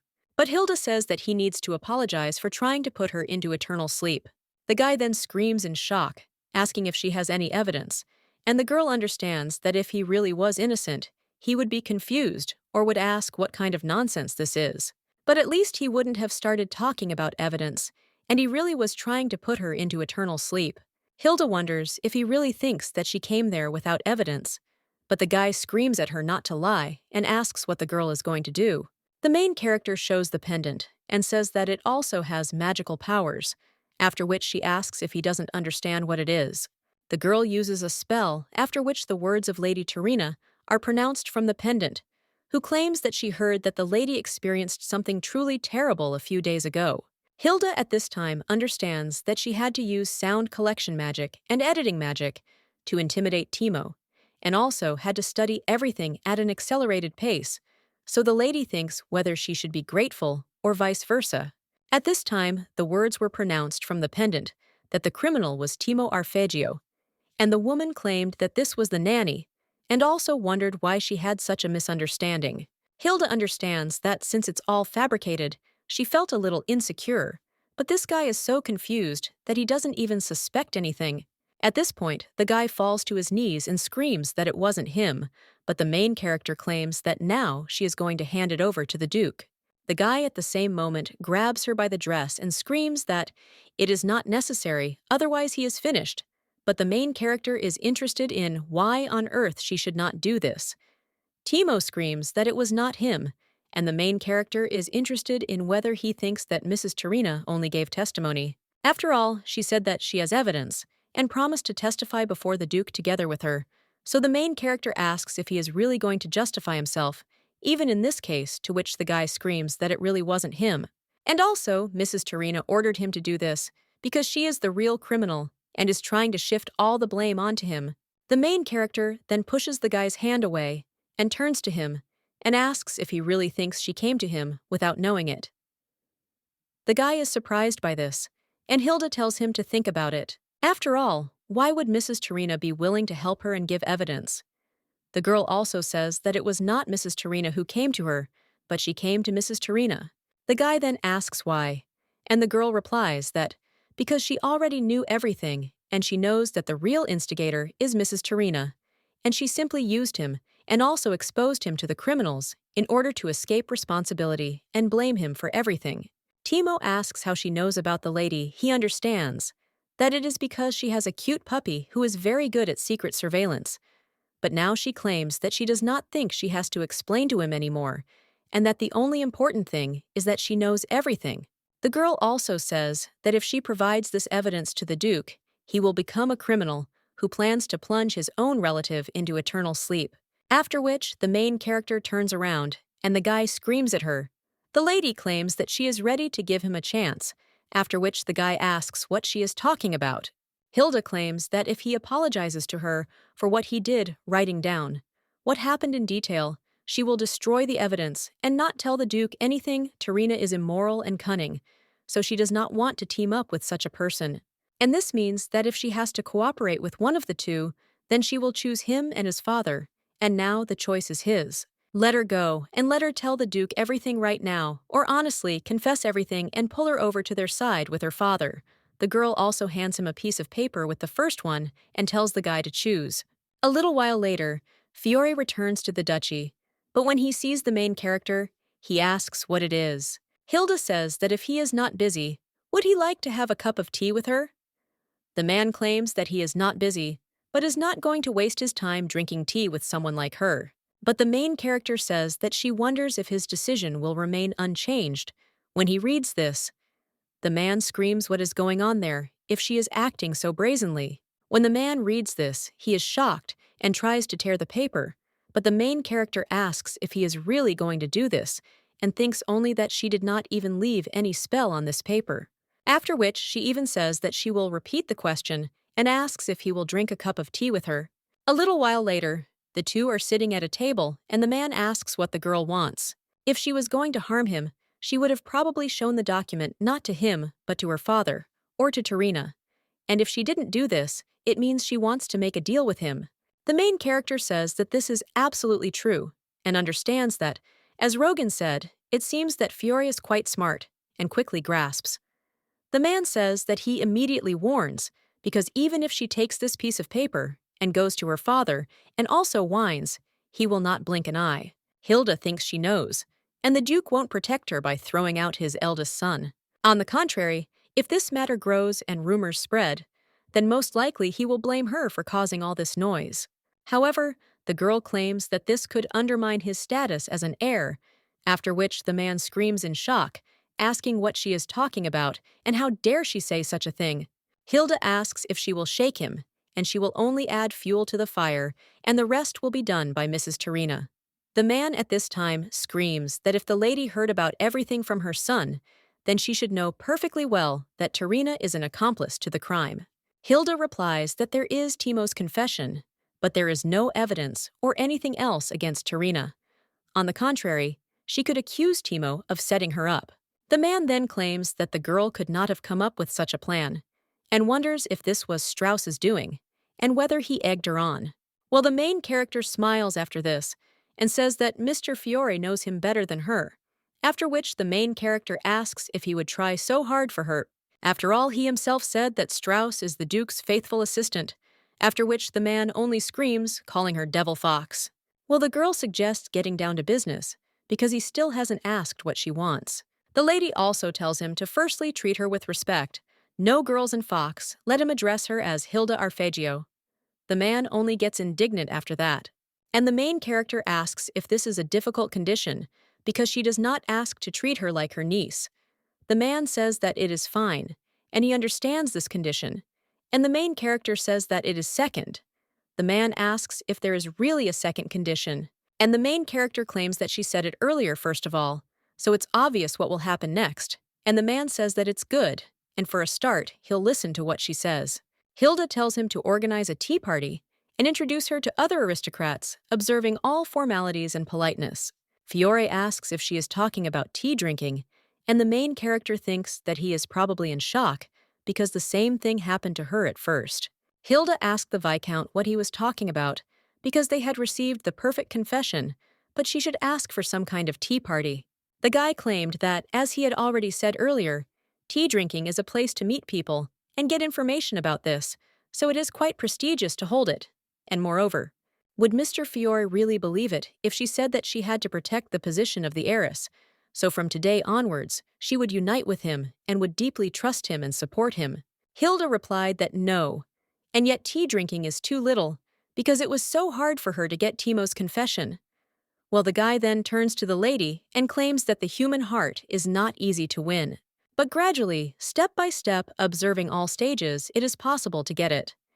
Now the man asks if she is really asking to organize a tea party. Hilda understands that Fiore, as the first son of the Duke, has power, and such a person will arrange a tea party for her, and also introduce her to other nobles, which will mean that the first son of the Duke is behind her. Fiore Arpeggio. This alone will give her power, but since he doesn't know everything, he will think that this is too simple a request compared to the cards in her hands. And naturally, the negotiations will go smoothly, so the man now claims that it is good, and he will accept this condition. A little while later, the main character is sitting with a book, and the puppy says that she does have a natural talent for creating spells. He also turns to the hostess and asks how long she's going to stare at one point. But the main character thinks what else school can be at dawn. At this time, the Viscount asks if the lady is tired, and the main character wonders what kind of guy this is. The main character thinks how it is possible to be so beautiful even at such a time, after which she says that she had to work hard on a lot in connection with the case of Fiore and Timo, because she hoped that she would be able to rest for at least a day. The guy claims that if you think about it, then soon in connection with what happened, Mr. Timo will leave the estate, and the main character asks where he will go. And the guy replies that it looks like he's transferring to a boarding school in the south. Hilda says that it's so unexpected and wonders if he's really going to hide in a safe place, to which the guys reply that most likely, and for sure, they want to send him to a place where the guy won't have enough magic. For example, the magic of Mrs. Terina or Mrs. Hilda. The main character tells him to wait. And when he says so, it seems like she did something as bad as Terina, but the guy asks if they both haven't encountered difficulties. Hilda thinks this is unfair and claims that, although the Duchess was going to take her life, all she did was make Timo fall to his knees and cry. But after this, the puppy suggests that the owner stop the idle chatter and concentrate on the lesson, to which the main characters do not agree, and say that she is already doing this. The girl also understands that it is worth only looking at the books, and she begins to feel sick. But then the main character remembers something else and claims that she decided what she wants to receive from the duchy as a reward. The Viscount asks what she's talking about, and the puppy says that she's not composed at all.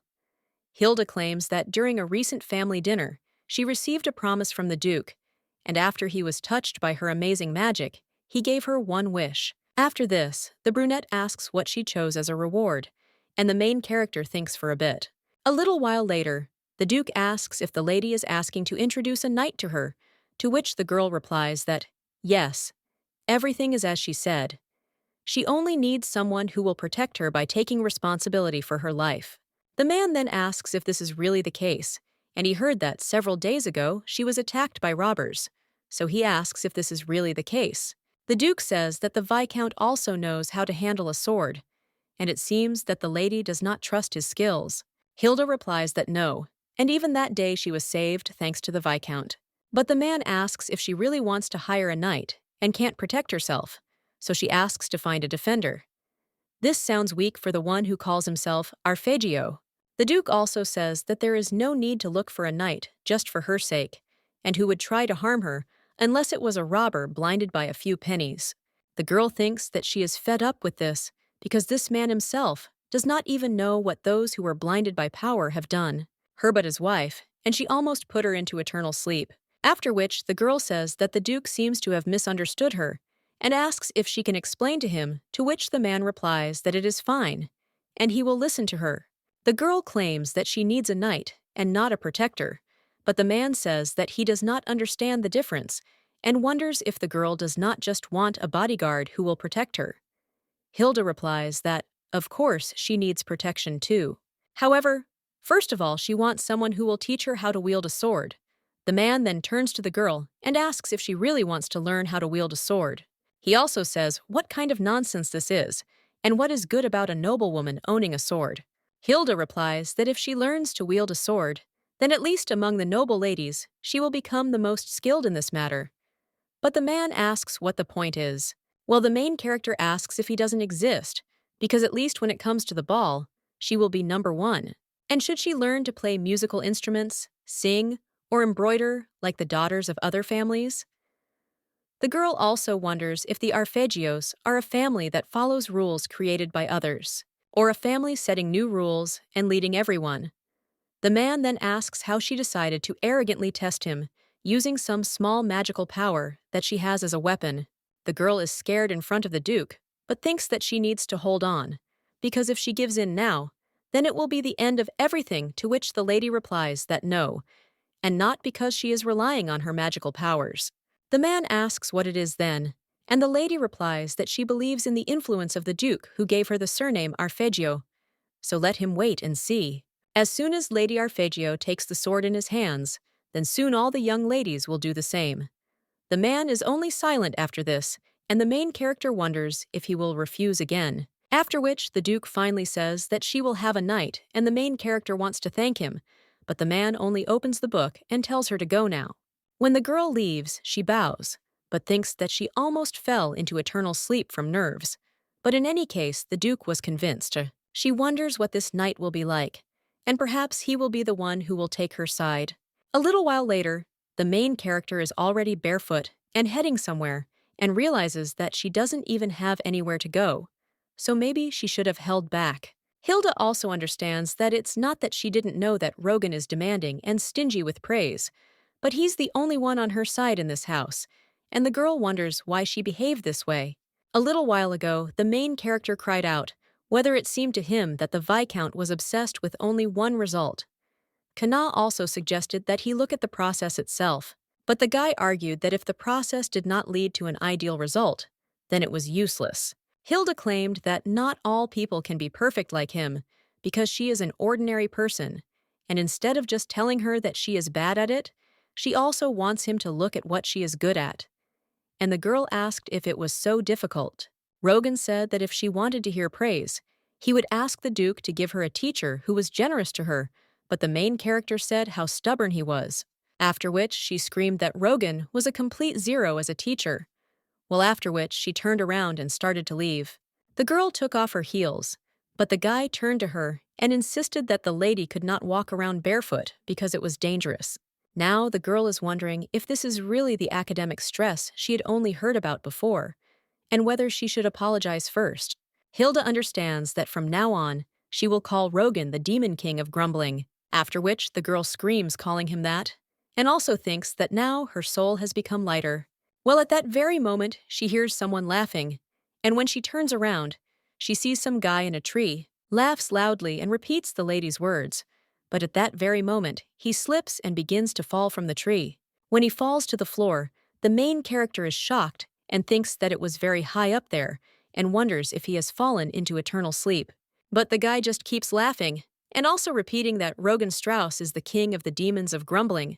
The main character looking at this thinks, what kind of psycho is this? At this time, the butler enters the Viscount's room and asks what he is doing there. The guy hides his heels at this time. The butler asks for forgiveness, but claims that the door was open. The ostrich says that everything is fine, but wonders if something happened. The man replies that, in fact, it may not be so important, but he received a favor from the Rogan family. The Viscount asks if that is really true, and the man answers that yes. And he, with a face pale with horror, asked if their third young gentleman had come to them. On the way, he suddenly disappeared without saying a word, and no matter how much they looked for him, they couldn't find him anywhere. The brunette says that if we are talking about the third young master of the Rogan family, then his name is Elijah Rogan. He is known in social circles for his unpredictable behavior, and this guy was the complete opposite of Rogan, who insisted on the right path. His only merit was that he was an excellent swordsman. But despite this, Ilya was expelled from the Imperial Knights 6 months after joining because his character made it difficult to be subordinate to anyone. The Viscount says that he is an adult after all, so he will probably find his way home, to which the butler replies that this is true, but the problem is that he was heading to their estate. The guy then thinks about what kind of business this joker might have in the duchy, after which he asks if this is really connected with the knight appointed for the lady. At the same moment, he hears the voice of the main character, who screams that some psycho is chasing her. The guy is surprised by this, and the girl screams that a strange guy fell from a tree in the garden, and it looks like some crazy person got into their estate. The butler then exchanges glances with the Viscount, and the guy only sighs. The main character screams at him to come up with something quickly, and hides behind him. But at that very moment, this guy runs into the room, and he says that the lady is very fast, just like a cute squirrel. He also claims that he heard the lady talking to herself in the garden, and she was witty and also smart like a cute squirrel. At that moment when he tried to talk to the lady, she ran away, and he just couldn't help but follow her. The main character only screams for him to leave and not come near her, and also tells Rogan to do something because this guy is clearly not himself. Ilya answers the lady that he is completely normal, and rather even his mind has become clearer and calmer than ever. Hearing the lady's voice, he immediately realized that his whole heart belonged to her. After which, the guy gets down on one knee, and the Viscount watching this only darkens, and then cries out that this is enough. He also sighs and says that it will be difficult if both of them start making so much noise in the mansion. He also turns to the butler and tells him to escort the knight to the reception room, because he will be arriving soon, to which Graham agrees. But Ilya asks if there's any need to go to the reception area, because it seems that all interested parties have already gathered there. So why not just talk there? But when the Viscount looks at him, the guy immediately says that if you think about it, the reception room is a very good option, and also suggests that the butler go quickly. The main character at this time turns to Rogan and asks if he will give her the opportunity to justify herself, after which the guy remains silent. Hilda says that as he sees suddenly, some guy appeared who is not himself. But at that moment, the guy lifts the lady, and the main character screams and asks where he is. Rogan claims that he is going to go and leave her outside the territory of the duchy estate. Hilda screams that this can't be happening. A little while later, she realizes that fortunately, instead of throwing her outside the estate, Rogan took away her to Dorothy. And when the maid was wiping the mistress's feet, she asked the miss what kind of look it was. A little while later, the knight introduces himself officially and claims that he is the third son of Count Rakan Ilya Rakan. The guy also claims that it is an honor for him to meet the lady Hilda o Arpeggio.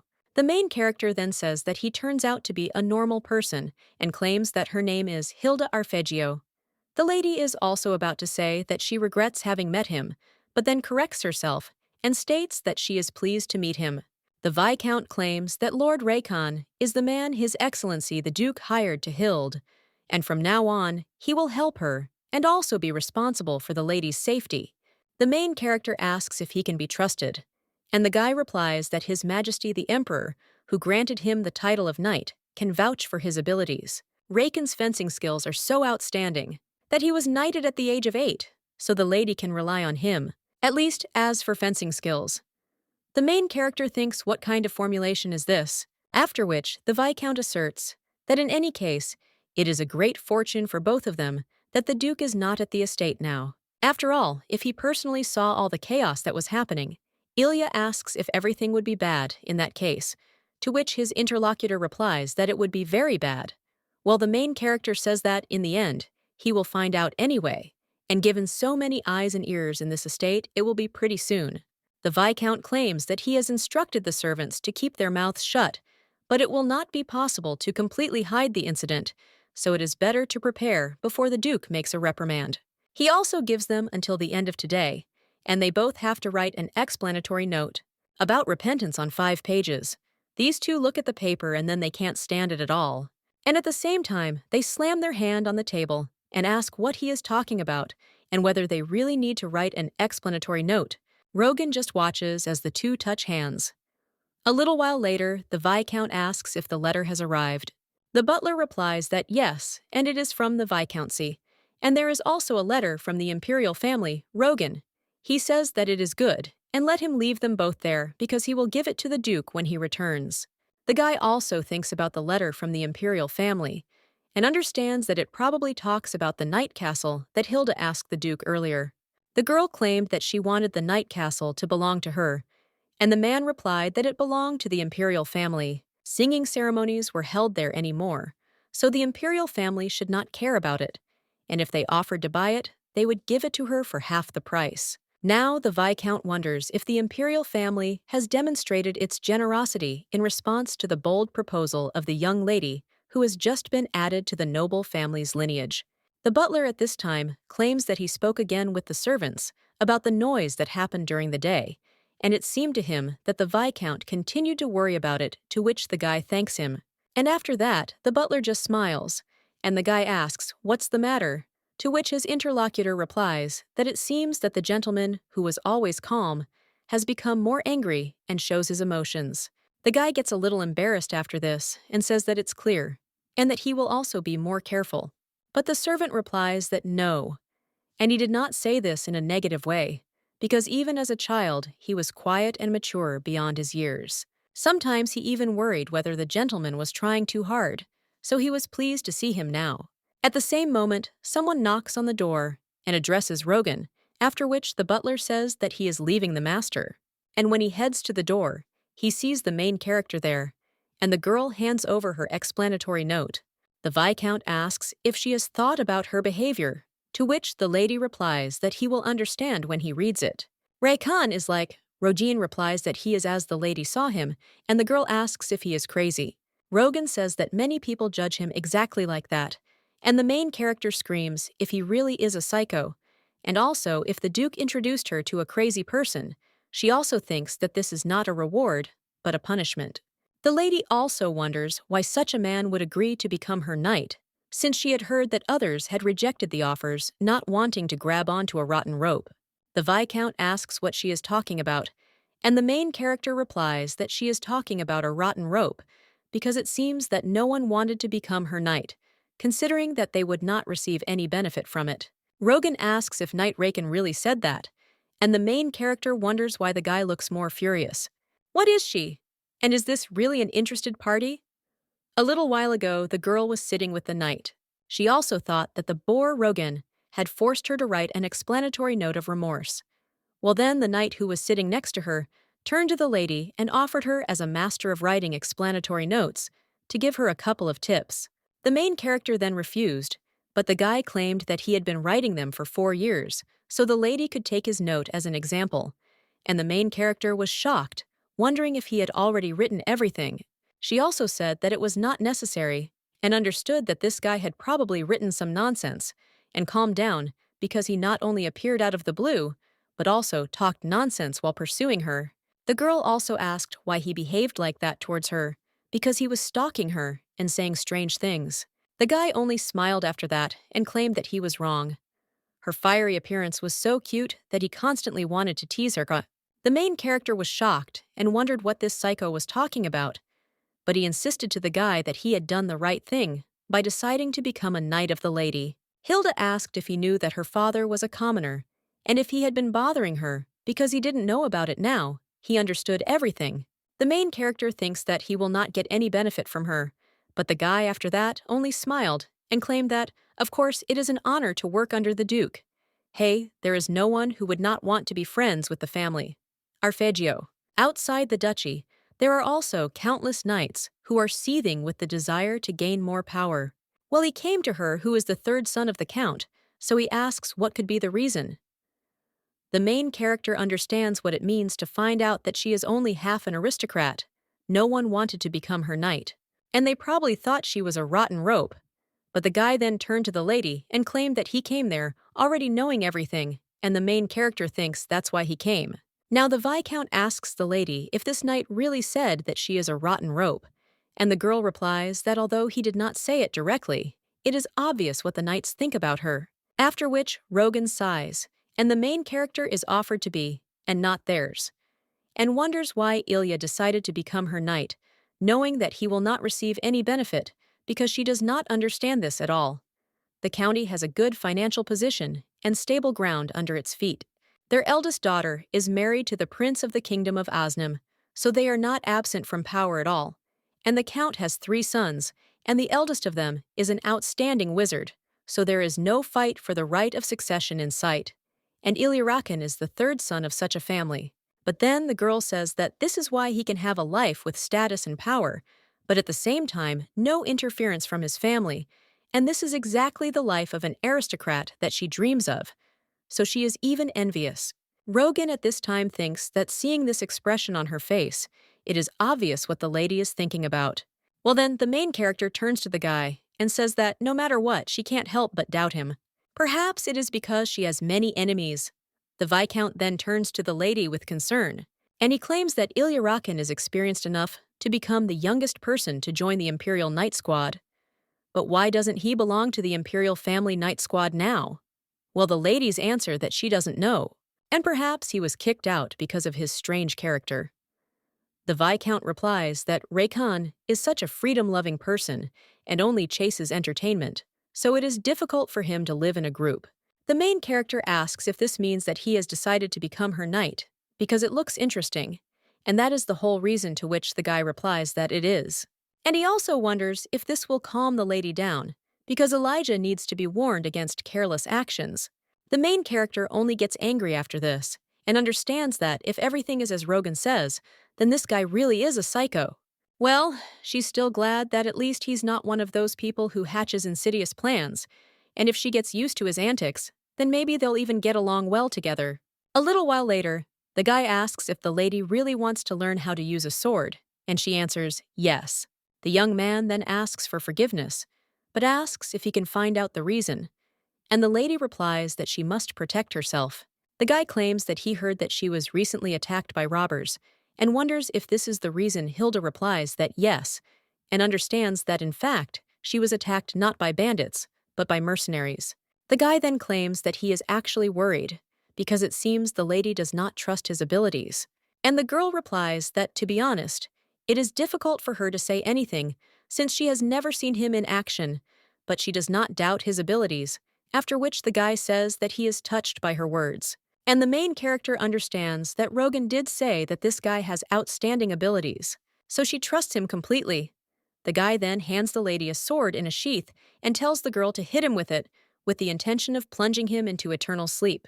Hilda understands that since the dagger is in its sheath, it will not fall into eternal sleep even if she tries to stab it. The guy just tells her to start, and the girl understands that he wants to say that she is not even worth fighting with, and this hurts her pride. After which, the main character wants to hit him with a sword, but the guy deftly dodges, and the girl realizes that he is fast.